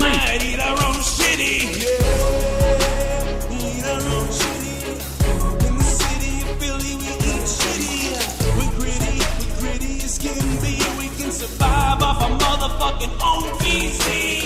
In Philly, we're gritty. In Philly, we're gritty. We're so shitty, we'll eat our own shitty. In Philly, that's why our mascot looks like a... Happy New You, Happy New You, Happy New You, Happy New You, Happy New You, Happy New You, Happy New You, Happy New You, Happy New You, Happy New You, Happy New You, Happy New You, Happy New You. Now let's all vomit on ourselves with our mom on the phone. Oh my God, Dick has herpes. Happy New You. Joe, stop playing that clip. Crystal sounds amazing there. I would put her in my porn. Happy New You. What is the context of that? Oh, I basically bust in on her. I hope you fuck yourself. I hope you fuck yourself. Thank you, Tommy. I hope you do too. I talked to Tommy earlier. Honestly, podcast will return to Patreon. You said he's not drinking this year? He's not drinking. What I'm hoping is, I tried to convince him to exercise this year. Instead of drinking, exercise, because then there's a possibility that he might puke from the exercising. Yeah, not from drinking. He sent donations. Out that clip of him on his back, and I had to retweet it. I'm like, is he paying for his first trick here or what? And he messages me. He's like, that's me doing exercises. I'm like, maybe next time if you're doing flutter kicks, show your feet. Holy shit! NASCAR fan!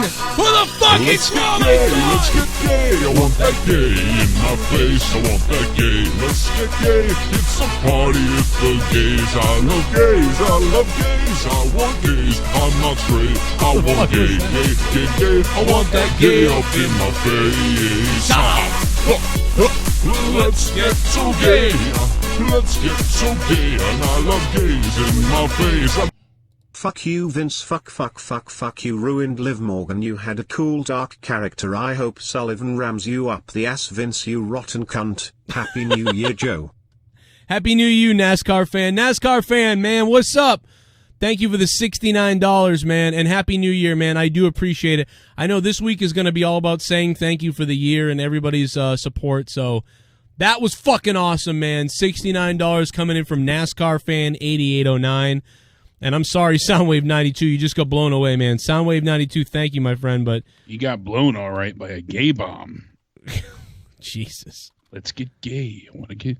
That is one of my favorite. It's one of my favorite donations, and I really appreciate that. Besides the $31, man. Thank you. Obviously, thank you to everybody who's been, patrons, upping your Patreons, being supportive all year. And I hope we have a nice. I really think that 2020 is going to be badass, man, because I think I've got a clear path of, I've got everybody working with me that I love. There's no problems. Like, everybody's having a good time. We're going to have a fun time here like usual. The chat's having a fun time. Shell's back. That's cool. A whole bunch of other people are back. We got a bunch of new listeners. A bunch of old school people are still fucking here. Hell, even goddamn Himmelgod's in the chat tonight. And I can't thank him enough. I wouldn't have this fucking house without him, like, to be honest. That's why his name is carved into my closet wall. And, just all you guys appreciate it, man. I don't know. I can't say thank you enough. I'll probably thank everybody a little bit more tomorrow on the New Year's stream when we have a New Year's celebration. I may leave for a little while to go, celebrate with my kids and Leah and everything for a little while. But I will try to be on the stream before and then after and whatever else. So we'll see what happens tomorrow night on the stream. I don't know what's going to happen 100%, but I just, man, I appreciate it. Thank you guys for doing what you've done all year and for giving the support. And especially when wrestling has just been, WWE RAW and SmackDown has been horrible. I mean, yeah, really lackluster. Did you ever think we would be sitting here, though, talking about things like what AEW does and NXT does? I mean, no. That's the cool part about what's happened this year. AEW essentially came out of nowhere. Really, when you think about it.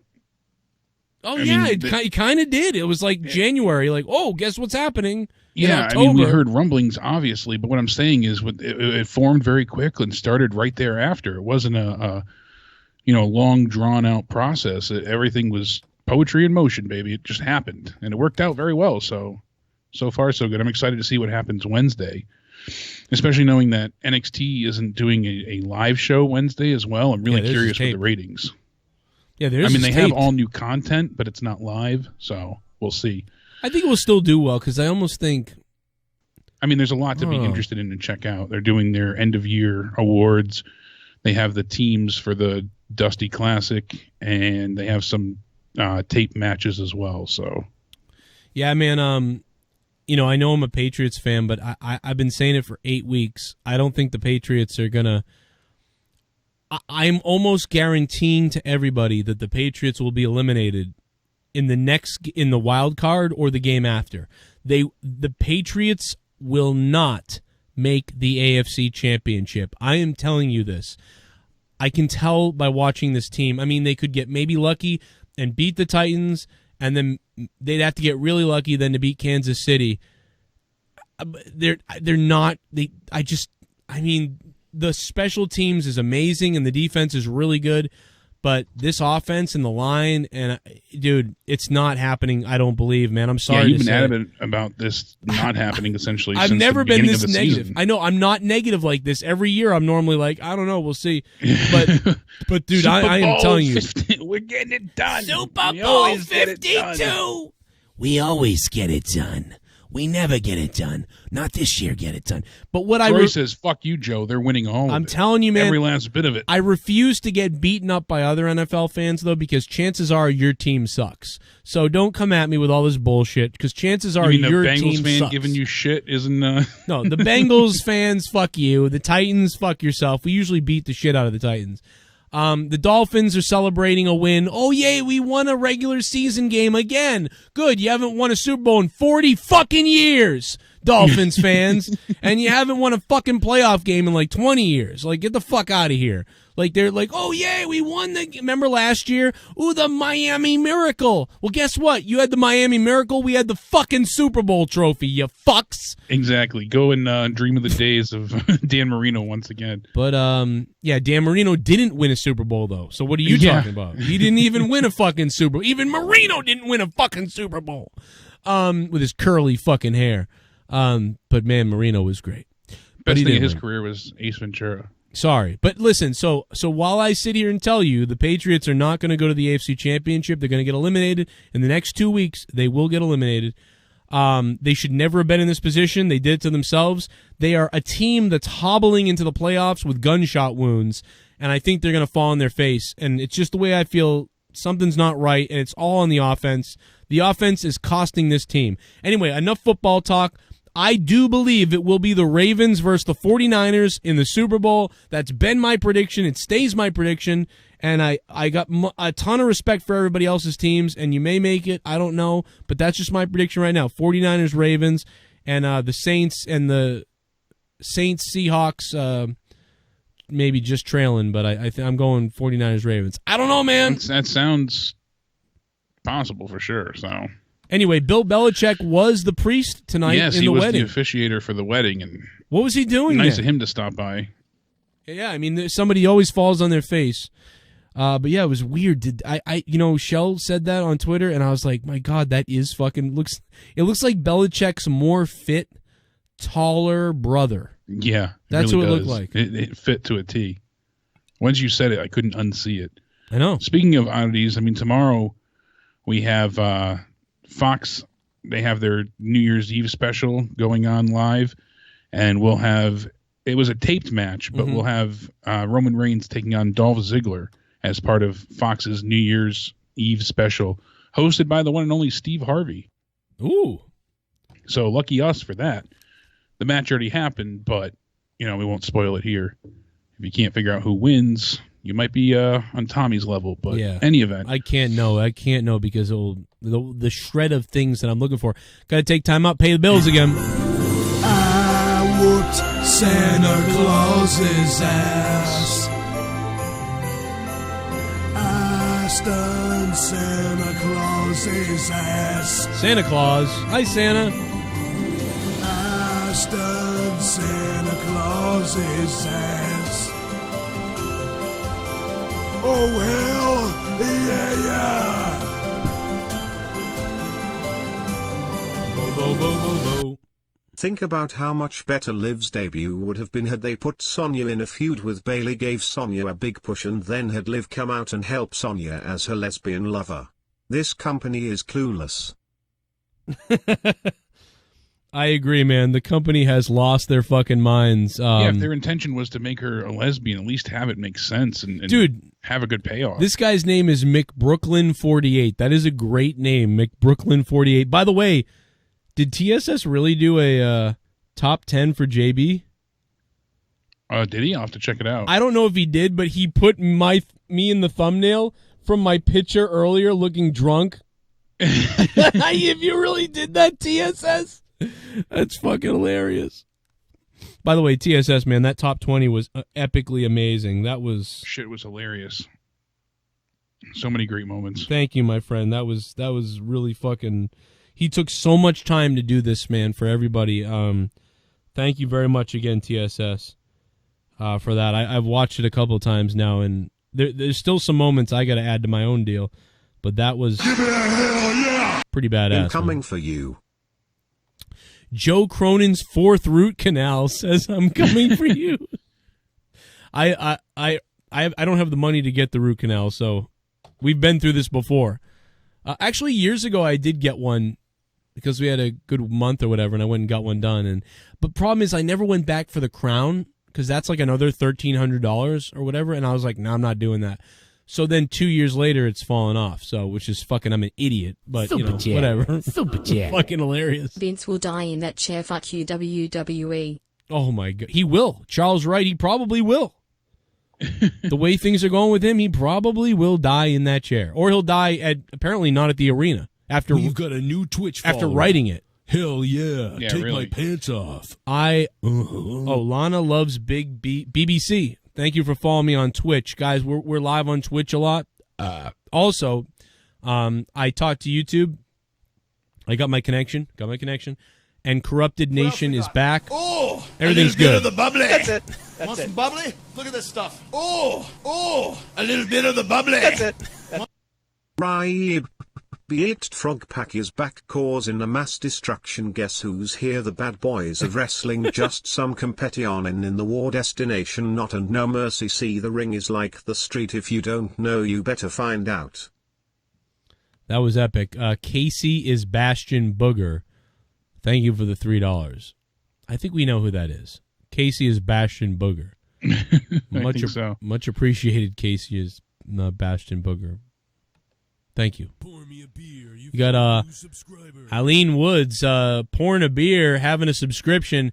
Thank you for subbing. Let's pour a beer for Eileen. Pour a beer up, Apparently, baby. Kalisto got injured tonight. Good. They were facing the Revival, and Offended Podcast sent this to us. So they're in California doing a house show, and Revival hit a quick pin, and the wrong music played. It's Vic Josferatu. Vic Josferatu. Corwin Eberly, thanks for the $2. Did you say Offended sent us that? Yeah, Offended Podcast. They said the Revival hit a quick pin, and then the wrong music played, and the ref threw up the ass. That's what's his name's podcast. I can't remember. Got back from the Orange Bowl. Better than Raw. Oh my God, dude! You went to the Orange Bowl? That's crazy. Yeah, I wouldn't even know what Raw happened on Raw. I don't watch a lot of college, so I just honestly am very ignorant to college sports. I don't get it, but I know that's a pretty fun thing to do. So the Orange Bowl must have been a lot of fun. Yeah, Offended's from PWP Nation. Yes, thank you. Yeah, they have a podcast over there on pwpnation.com. Check out pwpnation.com. And by the way, if you guys want to watch a whole bunch of pay-per-views and a bunch of pay-per-views you can't find anywhere else, go to titlematchwrestlingnetwork.com, and you can still use my coupon Cronin. And if you use Cronin on titlematchwrestlingnetwork.com, you guys get 3 months, 50% off. And you can see thousands of pay-per-views that are current. You got to go check it out. So much shit on there. Give it a hell yeah! Joe, be glad you weren't hired by WWE. That's a good point. We wouldn't want you to be on commentary as Robo Joe. Man of 1,005 holds, thank you so much. And I could be robotic, but I'd probably be, I'd be miserable. I'd be like, Vince, we can't call it like this, man. Like, we can't be doing this. Honestly, though, dude, I think I could pull a Samoa Joe, and I could commentate the way I commentate, and Vince would be like, I think Vince would like it. Because I'm a little bit like Vince. So I think he would like my commentary if he heard it. Yeah, if he didn't tell him no, but just altered it. Right. That's just my opinion. I could be fucking retarded, though. I'm just a sexy transvestite from sexual Transylvania. Dummy. Sexy transvestite from sexual Transylvania. Bimbo Baggins. Happy New Year. In case you don't stream tomorrow or you'll be crashing it getting drunk after work. 2020 will be the year of chaos.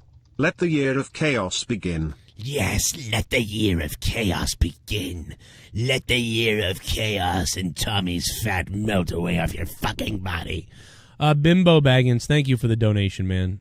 Thanks for all the support this year, man. Thank you so much. Becky's Placenta coming down the aisle. Becky's Placenta. My name is Kane and I'm donating.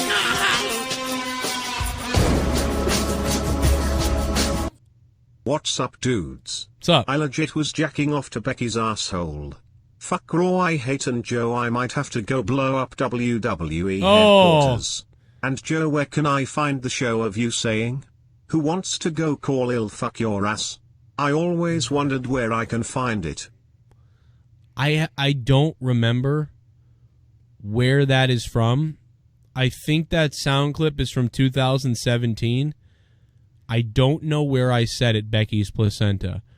I'm probably going to be subpoenaed by the FBI to find out who you are for that comment you made, but let's hope that doesn't happen. But no, 2017, and I don't know. That's all I can tell you. In fact, if I find the sound clip on my computer, the date of the sound clip will give us a little bit of an estimate. Call the show, I will fuck your ass. Let me see if I can find the sound clip, because if I can find the sound clip, I think it tells you the month too. So if I can find that, I can probably find. You can probably look through shows to find that clip. I don't know. Joe clip. Fuck. There's fuck you, Tommy. I'm sure there's a ton of. Yeah, this is hard to find. I don't even know. JD. Fuck's cat. That comes up. I don't. Shit, I can't find the clip either. If I could find the clip, though, that would be definitely helpful. Call the show. I mean, I know the clip is in the sound, the opening of like this. 50 million views. You're listening to the Joe. Is that in this somewhere? I don't know. Who wants man. to go? Call the show. I'll fuck your ass. Yeah, I don't know how I titled it. Yeah, I can't find it, man. I know that it's maybe it's somewhere in your intros or something. Because I'm like really looking for it. I'm really trying to find it for you. Randy Orton tweeted out, he said, the greatest trick the devil ever pulled was convincing the world he didn't exist. Kiss my ass, AJ. That's pretty funny. Let me see. Joe clip. I can't find it under Joe clip, everybody, as I search my computer for this clip that we just can't find. What would you give Raw tonight, though, Jake, while I'm doing this? What would you... 2 out of 10. That's exactly what I was going to give it. Yeah, absolutely. I mean, the Aleister Black match with Buddy Murphy was great. And I appreciate the psychology that they put into the match where, since he broke his nose last time, they kind of played to that strength of Buddy Murphy's, where they had the spot where he smacked his nose on the post, and it was all about trying to re-injure him throughout. And yeah, there was just a good deal of psychology and tons of incredible moments between those two. They're both really talented, and I appreciate the fact that it wasn't a traded win either. It wasn't a 50-50 booked feud. This might be it. Let me see if this is it. I've had multiple dudes. Oh, that's not the clip. Oops. I've had multiple dudes. Renee Young said, "Wait, why didn't John's entrance music play when we got married?" Terrible booking, I guess. That whole thing was a mess. What a disaster. Another backstage update. This is from eWrestling, says that for Brock Lesnar, rumors of a match against Cain Velasquez have been mentioned, but Velasquez is currently booked to be in the 30-man Royal Rumble match as a surprise entrance. Possible candidates to face Lesnar include Seth Rollins, Drew McIntyre, and Eric Rowan. This is reported by Wrestling Observer as well. Vince McMahon is said to be firmly behind a Rowan push. That's why he's been having him beat so many, local talents repeatedly to make him look as strong as possible. McIntyre had been handpicked for a top spot since he was brought back, but his momentum has been interrupted with injuries and storyline bumps. Rollins continues to be pushed on Raw. $100. It's donation time, motherfucker. Holy hell. Boy. Holy shit!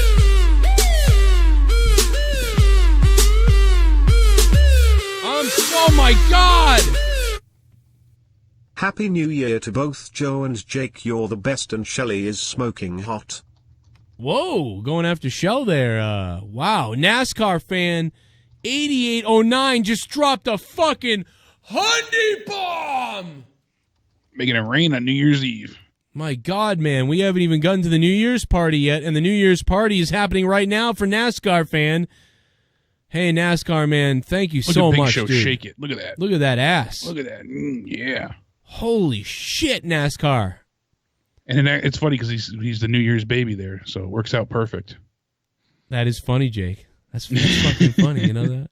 But no, seriously, NASCAR man, thank you very much, dude. Thank you so much for that support. Jesus, especially right after Hanukkah and Christmas and whatever, to drop that much. Holy shit, NASCAR. Thank you so much, dude. What the fuck? Wow. Crazy bastard. Like you said, this support all year has just been surprising and humbling as ever. It's hard to even fathom how much support, the community brings forth constantly.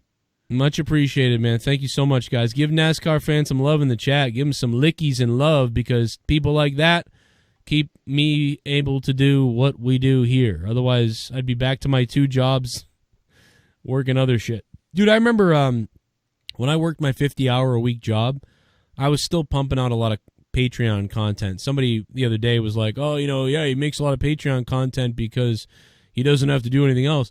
And that's true that I can do a lot more than I ever did. But even when I worked 50 hours a week, I was still, I think, doing more Patreon content than most people. Oh, yeah, absolutely. And it's like, I said that as well back then, because a lot of people had Patreons and they would do maybe a podcast a month, if that.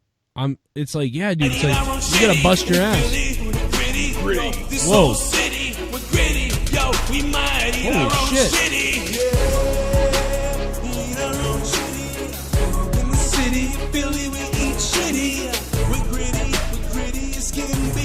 Survive off our motherfucking own PCs. In Philly, we're gritty. In Philly, we're gritty. In Soul City, we'll eat our own shitty. In Philly, that's why our mascot looks like. That's my gritty impression. My username was under Francisco Javier Jr. in my previous donation.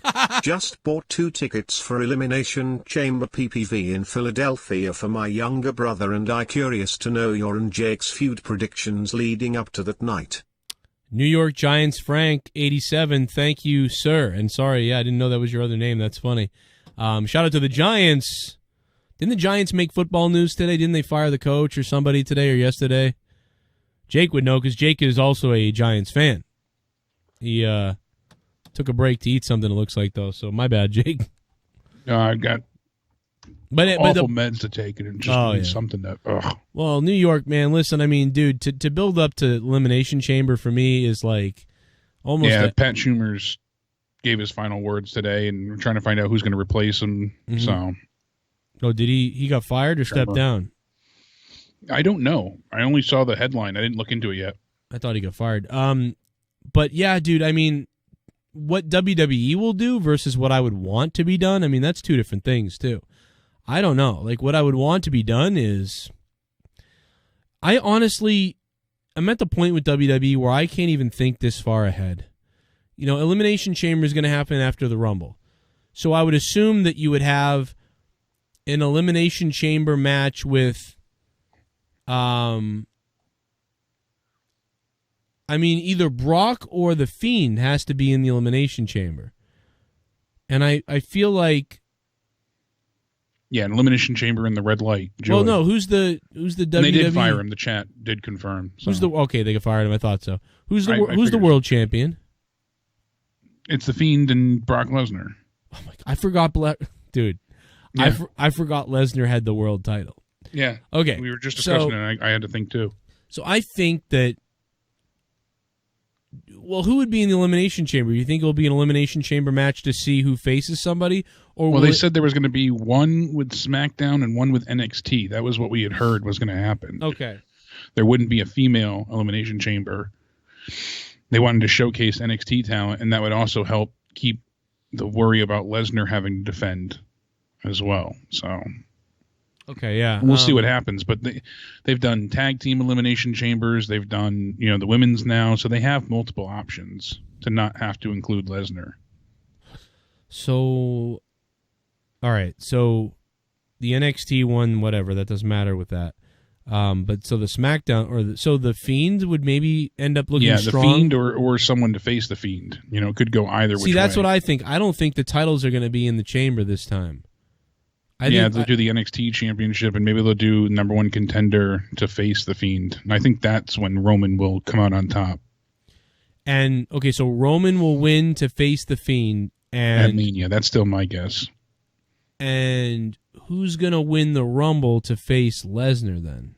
I think they should have McIntyre win the Rumble and have Eric Rowan face Lesnar at the Rumble. I think that's more justified. You want Rowan to face Brock Lesnar? Well, who else do we have? That was the three possibilities that they gave us. From that article I was just reading, they said it would either be Seth, Eric Rowan, or Drew McIntyre. Because who else do we have on Raw? All right. Samoa Joe? I could see Seth. He's busy right now. He'll be busy with AOP and Seth Rollins. So that takes Seth out. And that would also explain why they've been handling Eric Rowan in such a way and having him win constantly and look, larger than life. So... Yeah, but then he's got to lose, right, to Brock. So no matter who faces Brock, they're going to lose. So that's the problem there. But what if they don't really care about somebody losing at this point? What if Seth won? What if Seth beat him because AOP helped him? So now Seth's the champion again? Yeah, because then I don't think they want Seth as champ. I don't think so either. Going to Mania, and Seth also said that he didn't want to do another thing with Lesnar again. He's already done it multiple times this year. Right, I agree. He did it at Mania, he did it at SummerSlam. Yeah, I don't want that either, but I just can't. I mean, I guess I could see Rowan, but I don't view Rowan as a number one contender person either. I'd buy Ricochet. A Jinder Mahal situation, but I'd buy Ricochet over everything. They'd go right back to their old like AJ, Daniel Bryan, Twitch follower. like little guy. Can he be faster than his brute strength and speed and agility plays a factor? Yo, 6, thank you for following me on Twitch. I thought you already did follow me on Twitch. Maybe refollow me. But 6535, thank you for following me on Twitch. Yeah, I'd go Ricochet then, because then I could see Ricochet looking strong but losing. Oh, shit. Colorado Chris.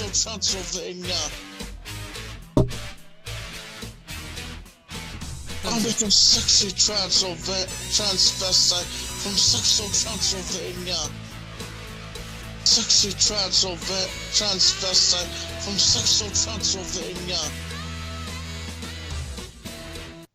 It's like Heyman went into his office and grabbed a bunch of scripts from 25 years ago.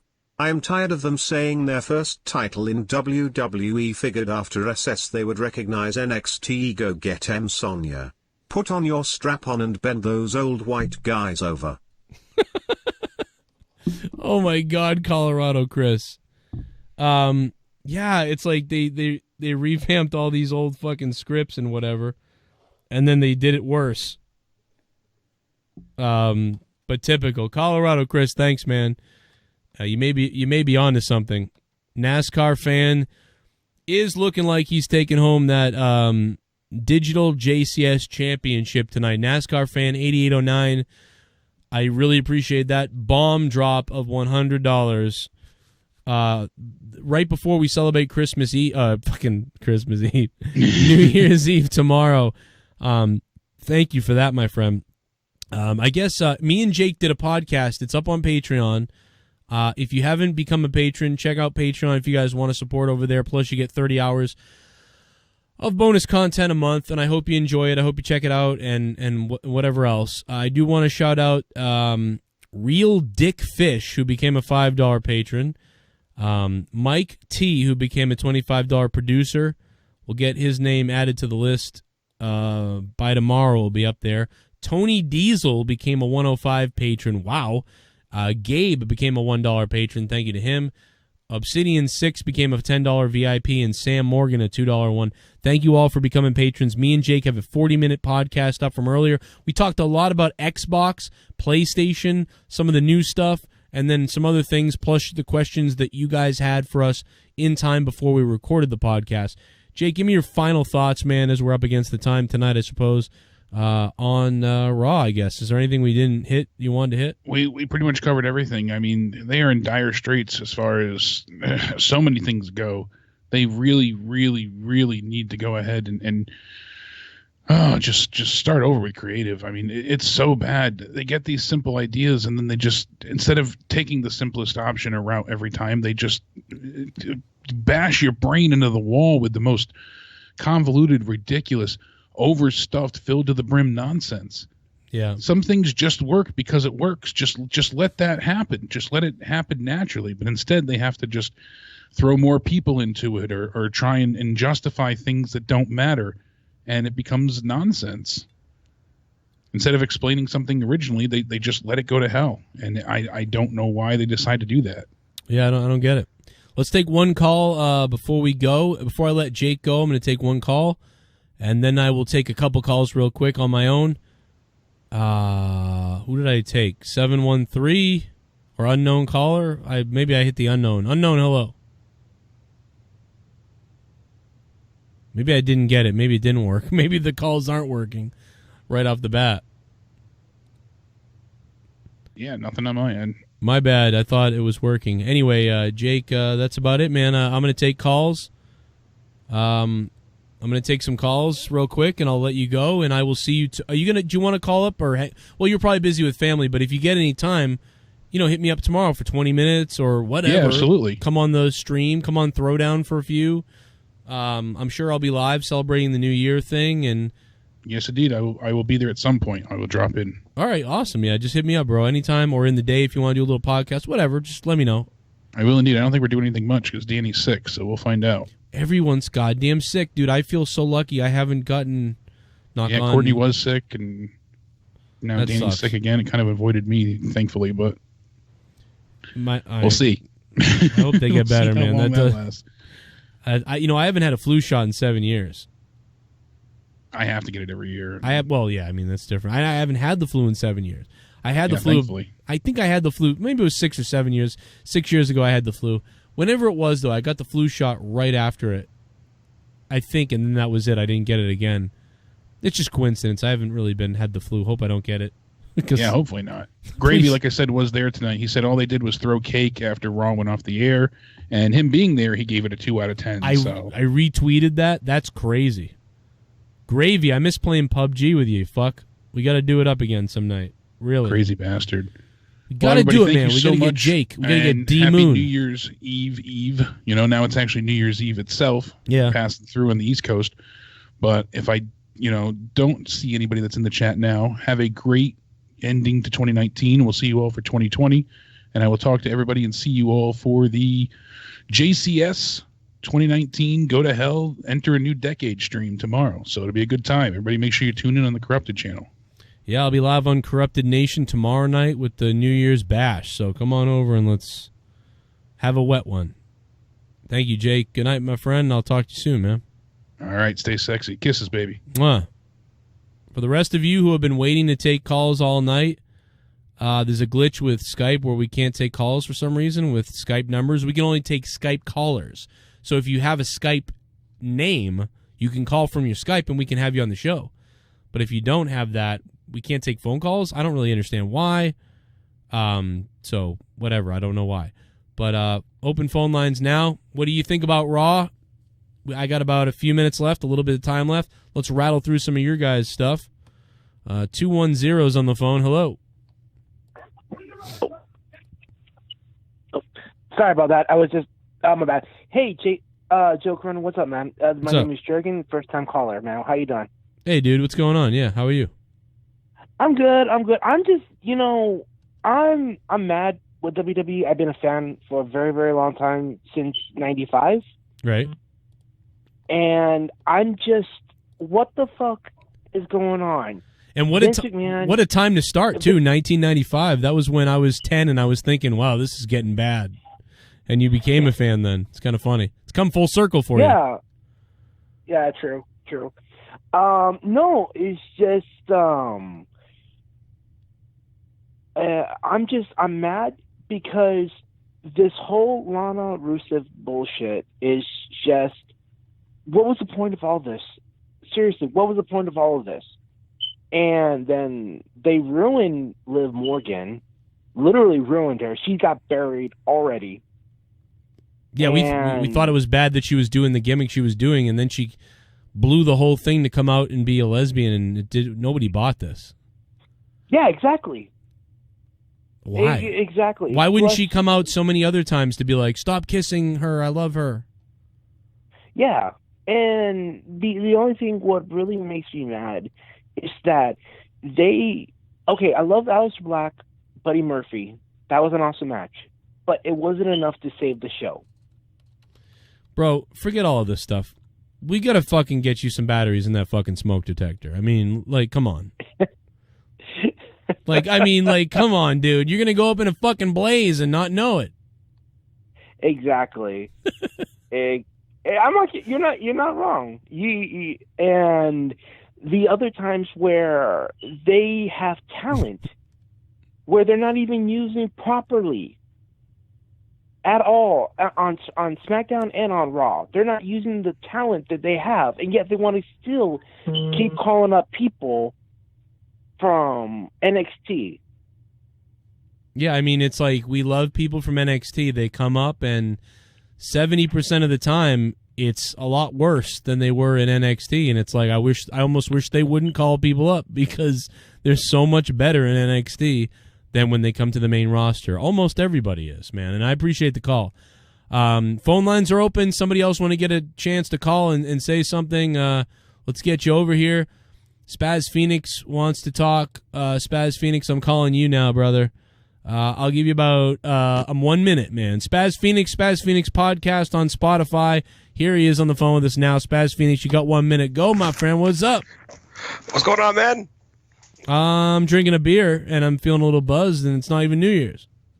Well, you need more than just a beer to get over Raw, I'm pretty sure.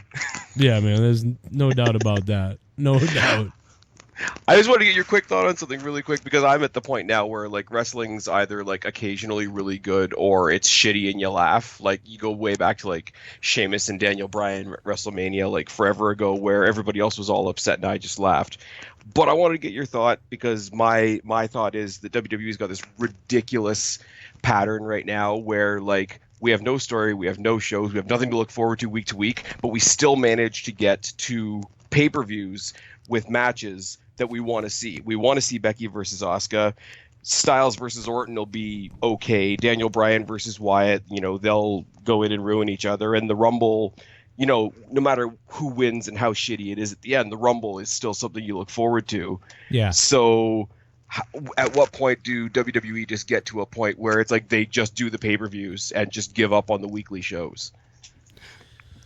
I just don't get why. Yeah, the weekly shows, it's like they have given up on them, and I don't get it. Like, it still matters. Like to like, it's like, how come they don't seem to care? It's like, grow your audience week to week, so the audience loves everything so much they have to buy the network. They have to watch all the shows.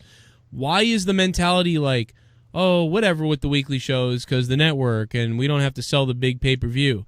But it's like, you still do have to sell it, because now the people aren't thinking the way they used to. WWE is thinking, this is great. These people used to have to pay $60 for a pay-per-view, and now we don't have to sell that, so it's way easier. But it's like, no, because now the people's mentality is, I've got Netflix, I've got Hulu, I've got this, I've got that. So now people look at $9.99 and they actually view it as a lot of money now. Even though, I don't, and I feel, I do, but I feel like we're getting a hell of a deal for the network. But a lot of the newer people and the younger people and anybody under 25, they're not thinking that way. They're thinking this is a lot of fucking money for some shit shows. That's what they're thinking. They weren't around in our days where it cost you like $60-65 a month to get a show. Yeah, and this is just 5 to 6 years ago. So it's like, but WWE still has that mentality of, we can do whatever because we don't have to sell this pay-per-view. We give the network away for free. And it's like, it's not that's not the younger people aren't seeing it that way. They're still bitching like crazy.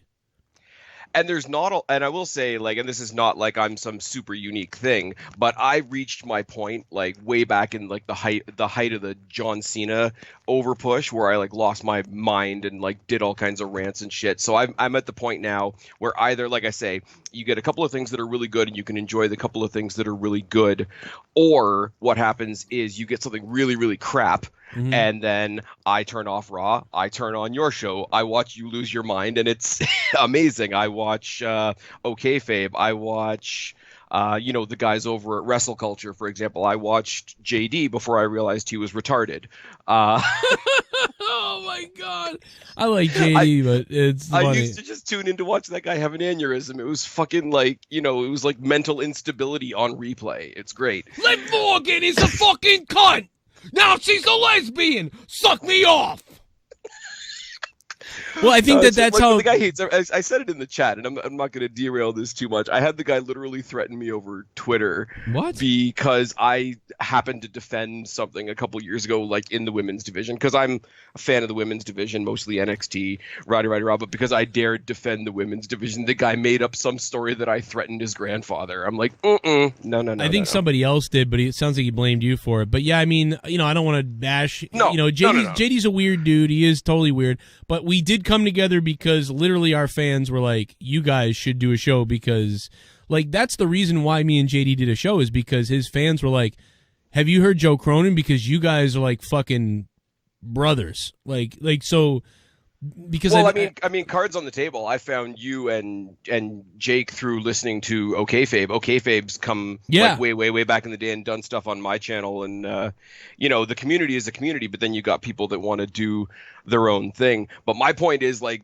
for now, like, wrestling's either really good and you have something like NXT, you have something like the Ripley Baszler match that really like sticks out to end the year, or you have where it's incredibly shit and you laugh, or your entertainment becomes on Twitter. Your entertainment becomes, Deluxe Man losing his shit because Daniel Bryan doesn't have like 25 world title runs. Or we come see you and you do the impressions, or you see Connor like desperately trying to put a positive spin on it because he's that guy. Well, what's funny about Connor is there's not a lot of people like me. Connor's there's pretty not a lot funny. of people like me in the sense of like, it's either really good or it's really funny. There's people that are like, no, it's just a bunch of shit. Yeah, they're like, actually, like, and people think I'm actually mad sometimes too, and it's like, I am mad, but like, it's funny. Like, it is. It's like, but you wanted to get better. You don't want them to fail. Yeah, like, I don't want them to go to shit. I mean, there was a part of me that for a while did want them to crash with the ratings so they could be like, oh shit,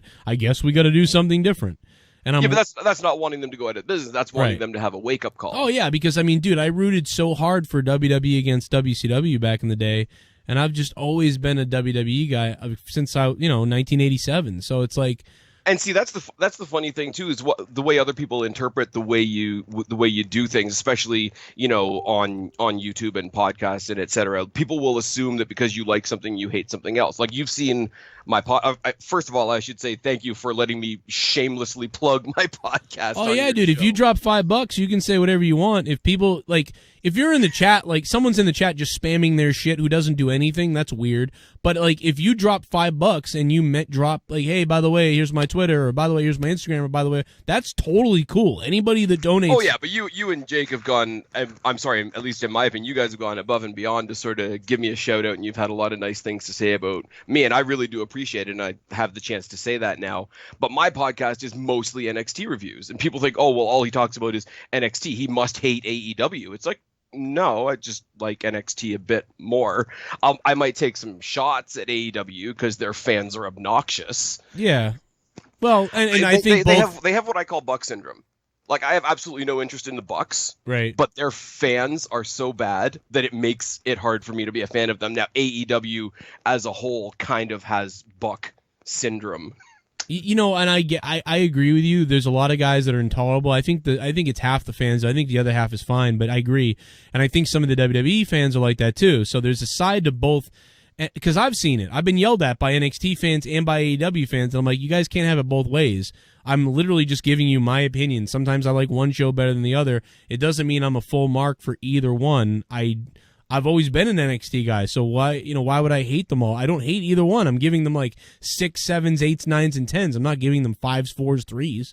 Like, I'm giving them all pretty good. So I've been attacked by both the rabid side of each fan base. But yeah, there are some people on the AEW side that are, a little bit delusional with some things. But and I don't hardly ever catch your AEW stuff when it's live because I'm doing NXT first, then I'm doing my review, and then I end up watching AEW like 12 o'clock at night. Yeah. And we talk a little bit about NXT, like, hey, this happened, it did, but like I'm trying to, it sucks though because WWE main roster stuff sucks so bad, it's kind of sucks to review it. But the one thing that's always been fun to review is NXT. But now that AEW's out, I feel like I want to talk about them on Wednesdays.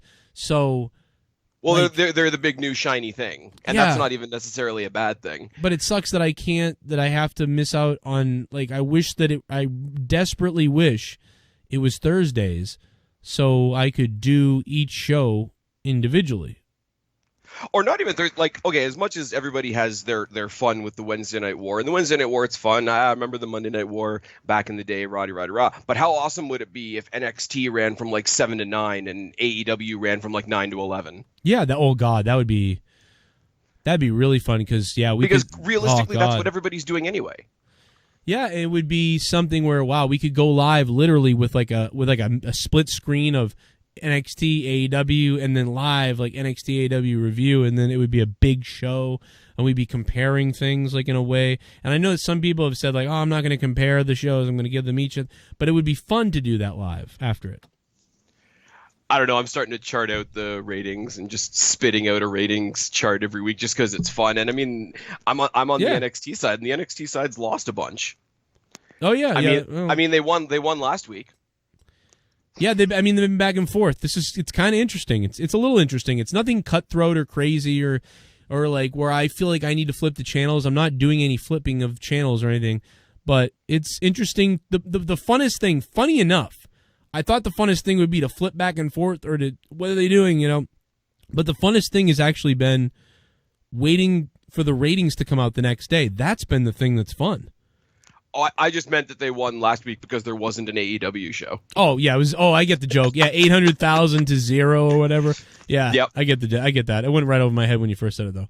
But you come up with the funniest things too, like the logic, like before Survivor Series, and it's like, oh well, WWE cheated because they brought in people from here or here, and it's like, okay, if you're an AEW fan and you're saying that AEW can only win when they're competing with 1/3 of WWE. Mm-hmm. Yeah, it's fucked up. But I mean, Baszler and Ripley destroyed them. Yeah, they killed it, man. That was good. NXT's had the better overall wrestling, and AEW has had the better, like, sort of, I guess, variety show. Yeah, like variety show. Yeah, like the better. They're doing better than Raw and SmackDown, but they're not doing better at the straight up wrestling of NXT. But yeah. Oh, before I forget, did you know that they have 4 goth groups? Oh, yeah, and they have 4 fucking... What is going on? I'm going to let you go, Spaz, man. But Spaz Phoenix, guys, Spotify, podcast. He's got a good voice. He's a very smart guy. I've heard you break down NXT. If you really like a show broken down, like Spaz goes over everything, and it's pretty fucking thorough, so I like it, man. And that's about it, man. Anything you want to say before you go? Nothing, man. Just, I wanted to wish you and all the viewers in the chat and everybody Happy New Year because I'm not going to be around tomorrow. But B, more importantly, I wanted to say thanks for all the shout outs that you've given me. I really do appreciate it. You're a good dude. Well, thanks for the donations. More success in the future, man. Thanks for all the donations, too. You were donating a long time to Connor and to me before you ever plugged anything. So thank you for that. Yeah. All right, take care, man. All right, man. See you, Spaz. Spaz Phoenix podcast on Spotify and wherever podcasts are heard. You can hear a guy who's a friend of the show and a supporter of the show, and give him some support. Go give him a like or a review on iTunes or something. I think you'll like him. And certainly thank you guys for all the support you give me on Patreon. I will take a few more calls. 339-226-6610. And you guys can add me on Skype, Danny Deadly, DANNYDEADLY. And again, 339-226-6610. Alexander, the great 4K, great caller. Yeah, man. Spaz Phoenix is good, man. He knows what he's talking about. He donates a shitload of like little shots of donations throughout the shows. And sometimes when no one's donating and I'm sitting here and I'm just doing my own thing and I'm kind of like by myself and it's a small little stream that I'm doing, it feels good when Spaz or a couple people throw a couple bucks and it gets me like, oh yeah, man, people are listening, people are throwing shit out. And then Spaz causes other donations to come in. So, dude, I really appreciate that. Especially, you're always there to do something or show me some kind of extra love. So you shout out whatever podcast you want to shout out, man, Spaz. 479, hello.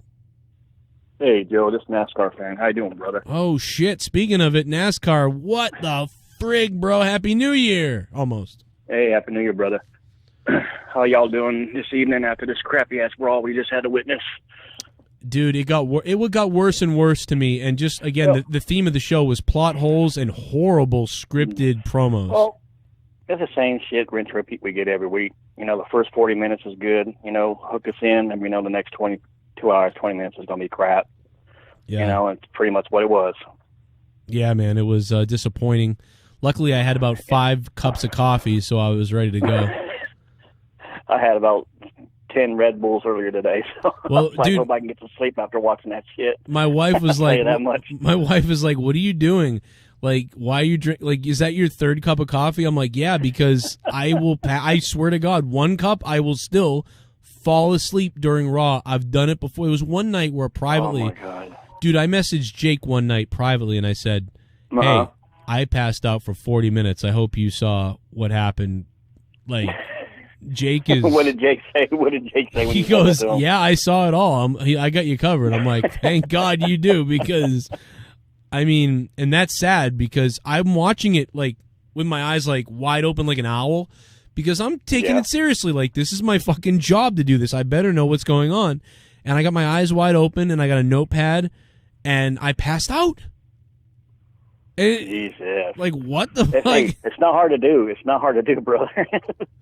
That's all you got to do is watch Raw and you can go to sleep. So I take a damn sleeping pill. I mean, granted, my kids had woken me up in the night. I'd had a bad sleep, so that's part of it. But it was like, still, dude, like, I mean, even though Raw sucks and everybody's like, oh, it must be miserable. I mean, dude, I still enjoy this. So, like, even if Raw sucks ass and is boring, I normally still enjoy this because I'm still a guy who likes to come on and go, look at me, I'm a jokey guy. So I'm the same way. I mean, I'll watch it and I'll sit there, I'll yell at the TV, or I'm like, Vince, and like when I was watching the Aleister Black match, I'm like, Vince, please don't do 50-50. Aleister can't take a pin here, man. He can't, I thought he was going to get pinned too. And I didn't want Buddy Murphy to get pinned either. I'm like, we need a fuck finish here. We need something here. I don't want to see Buddy Murphy get pinned again and get buried. But that's exactly kind of what happened. I thought I thought a brawl on the outside would have been good. I thought if they went outside and maybe Aleister Black missed with Black Mass and he kicked the post and then after he kicked the post he grabs his leg like, oh fuck, and then Buddy Murphy grabs him and throws him over the barricade, then goes after him and then Aleister goes after, and then they start fighting into the and then get counted out. I would have liked that, but I agree, man. And the Liv Morgan thing, we can talk about that. Because I was shocked. Actually, when the lady came down, I didn't know that was her at first. Well, dude, I think the whole audience didn't even know it was her. They said she had no entrance music, which they should have done. People thought she was Dana Brooke. Fans. People thought she was Dana. That was too. I thought it was Dana Brooke. And I'm like, is this how they're going to use her? As I mean, I watched some of Total Divas. I have it on demand where I kind of fast forward to some of the stupid shit. But I've never seen her with a man on the show, so I don't even know in real life if she is a lesbian or not. I don't know, but she's not. Why are they gonna go with this dark side that's really twisted? I didn't want this Emelina thing. I really didn't want that happening. And then I see her coming out right after we saw a second vignette. I'm like, what the hell are they doing, man? I'm like, no. My problem with that. it, like, I don't even mind that they're doing that with her. I didn't agree with it, but whatever, fine.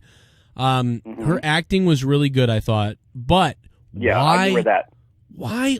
And that's pretty impressive. She really did a good job acting. Liv, if you're listening, I think she's been improving on the mic on her own, and while she's been off. Yeah. You know, she is a really cool person. Because I mean, I'm not a big Total Divas person. I watched it because Ronda was on there. I wanted to see her personality to get their real side. She's on there sporadically, and she's really a bubbly, cool chick. Yeah. You know, a fun chick, and I was hoping to get more of that out of her on TV. But you know, Vince ain't gonna let anybody be themselves on TV. But yeah, Lana did. Her promos were not the best compared to Liv there. But why would Liv never step in when this whole thing started? That's what doesn't make sense. I don't know, you know, and this is the rumors. You can tell me if this is true, you know, because Jake's gone now. But when when Bray got his thing with the Fiend, you know, that was his idea, and they pitched it, right? And he got a lot of control over that. And I think towards the end here, I think Vince kind of took over a bit. We would kind of get that feeling a little bit. But with Liv, I thought she actually pitched this, and this was her idea. That it's very similar to Bray's, not similar darkness-wise, but it was her control for it. That it was her idea of where this was going to go. That's what I was hearing rumors from this, but I could be wrong. But if this was the outcome of what she wanted, I'm a little shocked in it a little bit, though. If that's what she wanted. I mean, we did hear about that. I think she heard about it and she thought it was a good idea. I think Bray wanted somebody. So, yeah, I mean, some of that's true, but I think that's more Bray Wyatt. Yeah, that part's true, but I think the Liv Morgan thing is more fan theory that turned into something that she did want to do. But well, not so much with the Bray connection, but I mean, similar meaning that she had control over wherever she was going with it.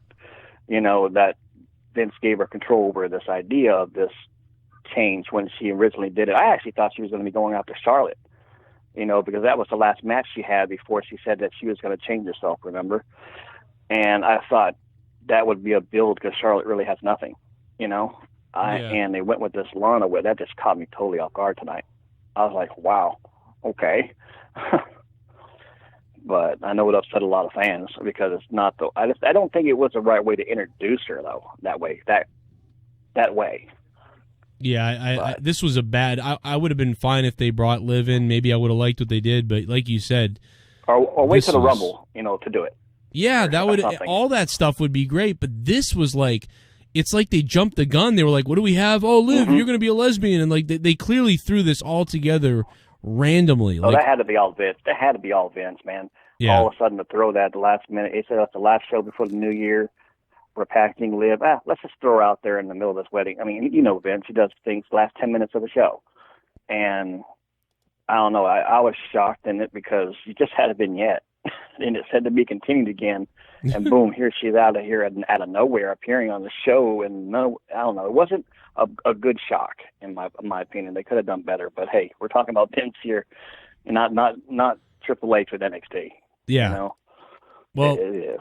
But I wanted to give you guys a shout out and Happy New Year to you guys and everyone in the chat. You know, Shelly and Shockwave and everyone. I love y'all, and y'all have a good, safe, Happy New Year, man.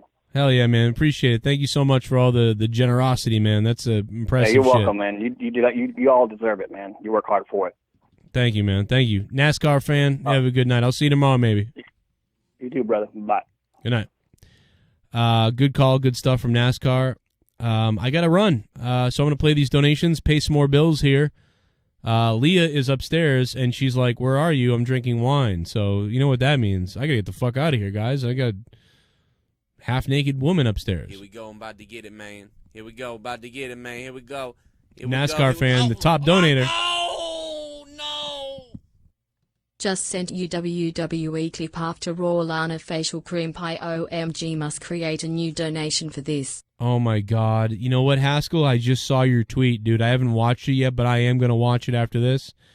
And oh my God, dude. That looks kind of ridiculous. Gary Singh in the chat. What's up, Gary? 6. He's a member. If you haven't become a member yet, feel free to try that. Otherwise, I definitely recommend being a patron. You get a whole lot of stuff being a patron. For being a member, you do get some cool icons and things like that, but that's about it. Junebug, what's up, bro? Hope your night's going well. Haskell 420. Mr. Gary Haskell, thanks for donating, sir. And I will retweet that for you in just a few minutes. Bum. Oh, shit. What's up, you nappy-headed hoes out there? Oh, no, Raw Don sucked. Imus. Black vs. Murphy was fucking amazing. That was good. Outside of that, I fucking died, Joe, not kidding.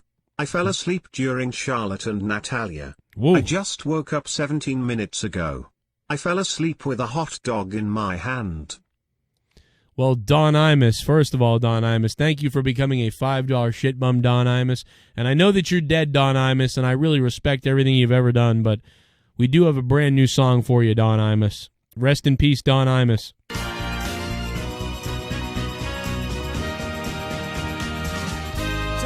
Imus is now dead. There's no more saying nappy heads. He's dead. Oh, God. Don Imus. Rest in peace to the great Don Imus. Nappy-headed hose. Is now dead.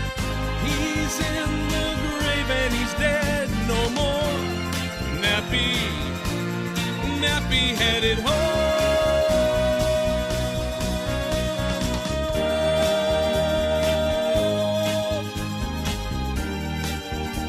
Woo. He's dead, y'all.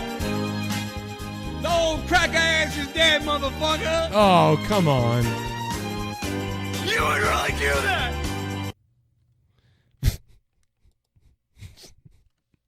The fuck is wrong with me?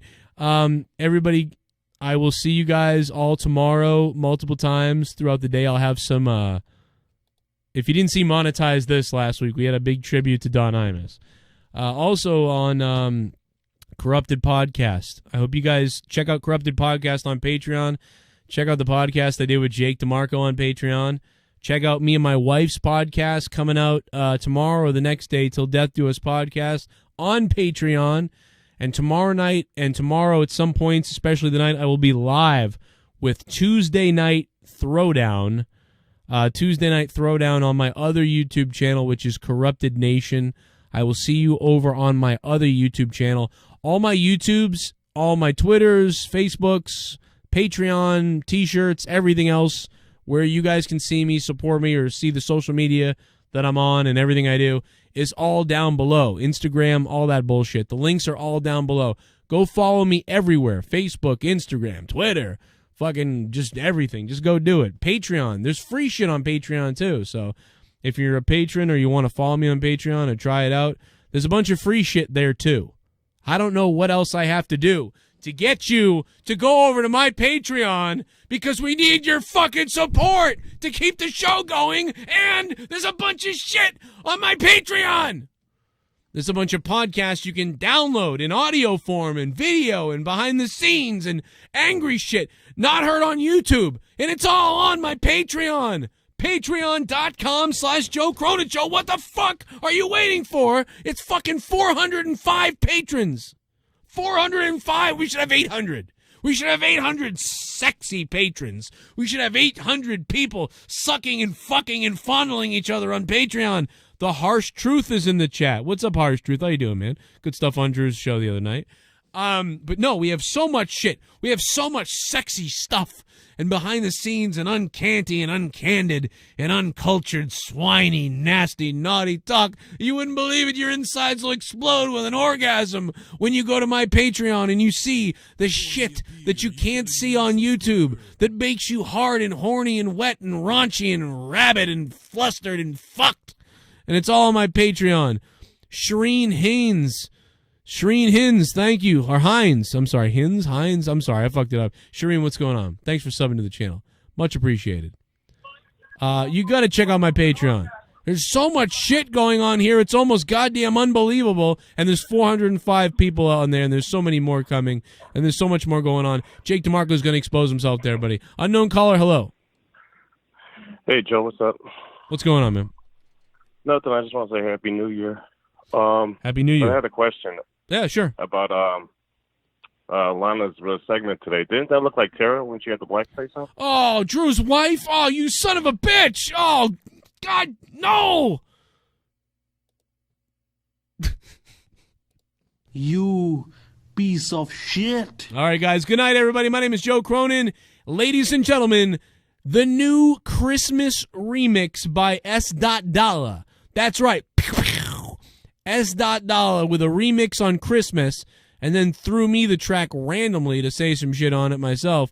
Savage as fuck. Shout out to S. Dollar for the random fucking Savage remix JCS song. Good night. I'll see you tomorrow. Happy New Year, and I'll see you tomorrow for the New Year's fucking party on my channels, mostly on Corrupted Nation. All right, I'm going to stop repeating myself over and over again, but I got to plug everything. NASCAR fan, thanks for taking home the JCS Digital Championship. You goddamn beast. You are a beast of a man. Okay? I've had multiple dudes. Oh. Wrong clip. See you tomorrow, guys. Thank you so much. Lots of love to everybody in the chat. Peace out. 69 in the chat if you're horny. Hit that like button if you can, and hit that bell so you get the alerts. Not that YouTube gives a shit. S. Dollar, good night.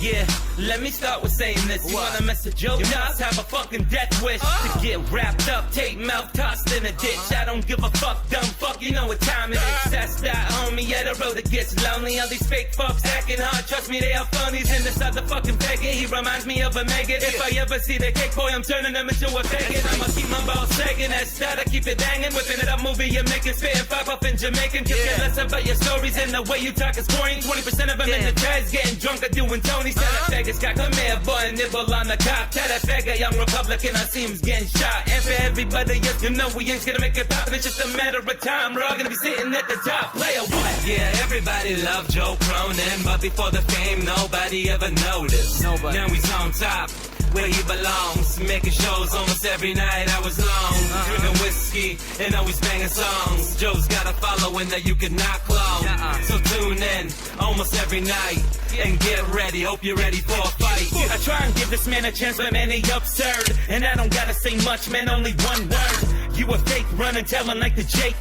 Man, you a snake, trust me, I'ma eat your cake. I'ma clean your plate, man, I got faith that I'll see you one day, trust me, man, it's only fate. You want attention? You got attention. Now run and tell your faggot friends all that you gotta mention. You already know the mission. You must have power pissing, and we don't change the mission. I know that you're hoping, wishing for Joe to burn down like we're shooting Hell's Kitchen. But we as real as it gets, we got revolutionary vision. Yeah, you just a fake and phony, trust me, goof, your time is ticking. And I don't gotta hope it happens, you should be committed. Cause you can see the patterns of the rat when he's timid. And you don't gotta ask, cause you know me and Joe are with it. Yeah, everybody loved Joe Cronin, but before the fame, nobody ever noticed. Now he's on top, where he belongs, making shows almost every night, hours long, drinking whiskey and always banging songs. Joe's got a following that you could not clone, so tune in almost every night and get ready, hope you're ready for a fight. Better recognize, better analyze. It's that dollar motherfucker I terrorize. Right. Come to your block, homie. I see those panic eyes. I'm always prepared. Me, I always strategize. Yes, that is right. I put up a fight. That's why I choke your mom's puss with my cock all night. Yeah, you heard it right. JCS in sight, but it disappeared. JD fucks his own cat at night. So many fucking fakes always fucking turn on me. I build them up, then they hate, try to murder me. But they bringing guns, yeah, they bringing hands. I'm bringing fucking bombs to annihilate your brand. Got a foul stench, got a stupid mouth. Keep it up, faggot, I might have to knock you out. They keep running mouse, bullets running out. I'm aiming at these motherfuckers with my dick like lock. Yeah, everybody loved Joe Cronin, but before the fame, nobody ever noticed. Now he's on top, where he belongs, making shows almost every night, hours long, drinking whiskey and always banging songs. Joe's got a following that you cannot clone, so tune in almost every night and get ready, hope you're ready for a fight. Monetize this. Shut up, Joe. Fridays at 11. Shut up, Leah. Out of nowhere, this is war. This is war. You know I got you, Joe. Y'all know. What up?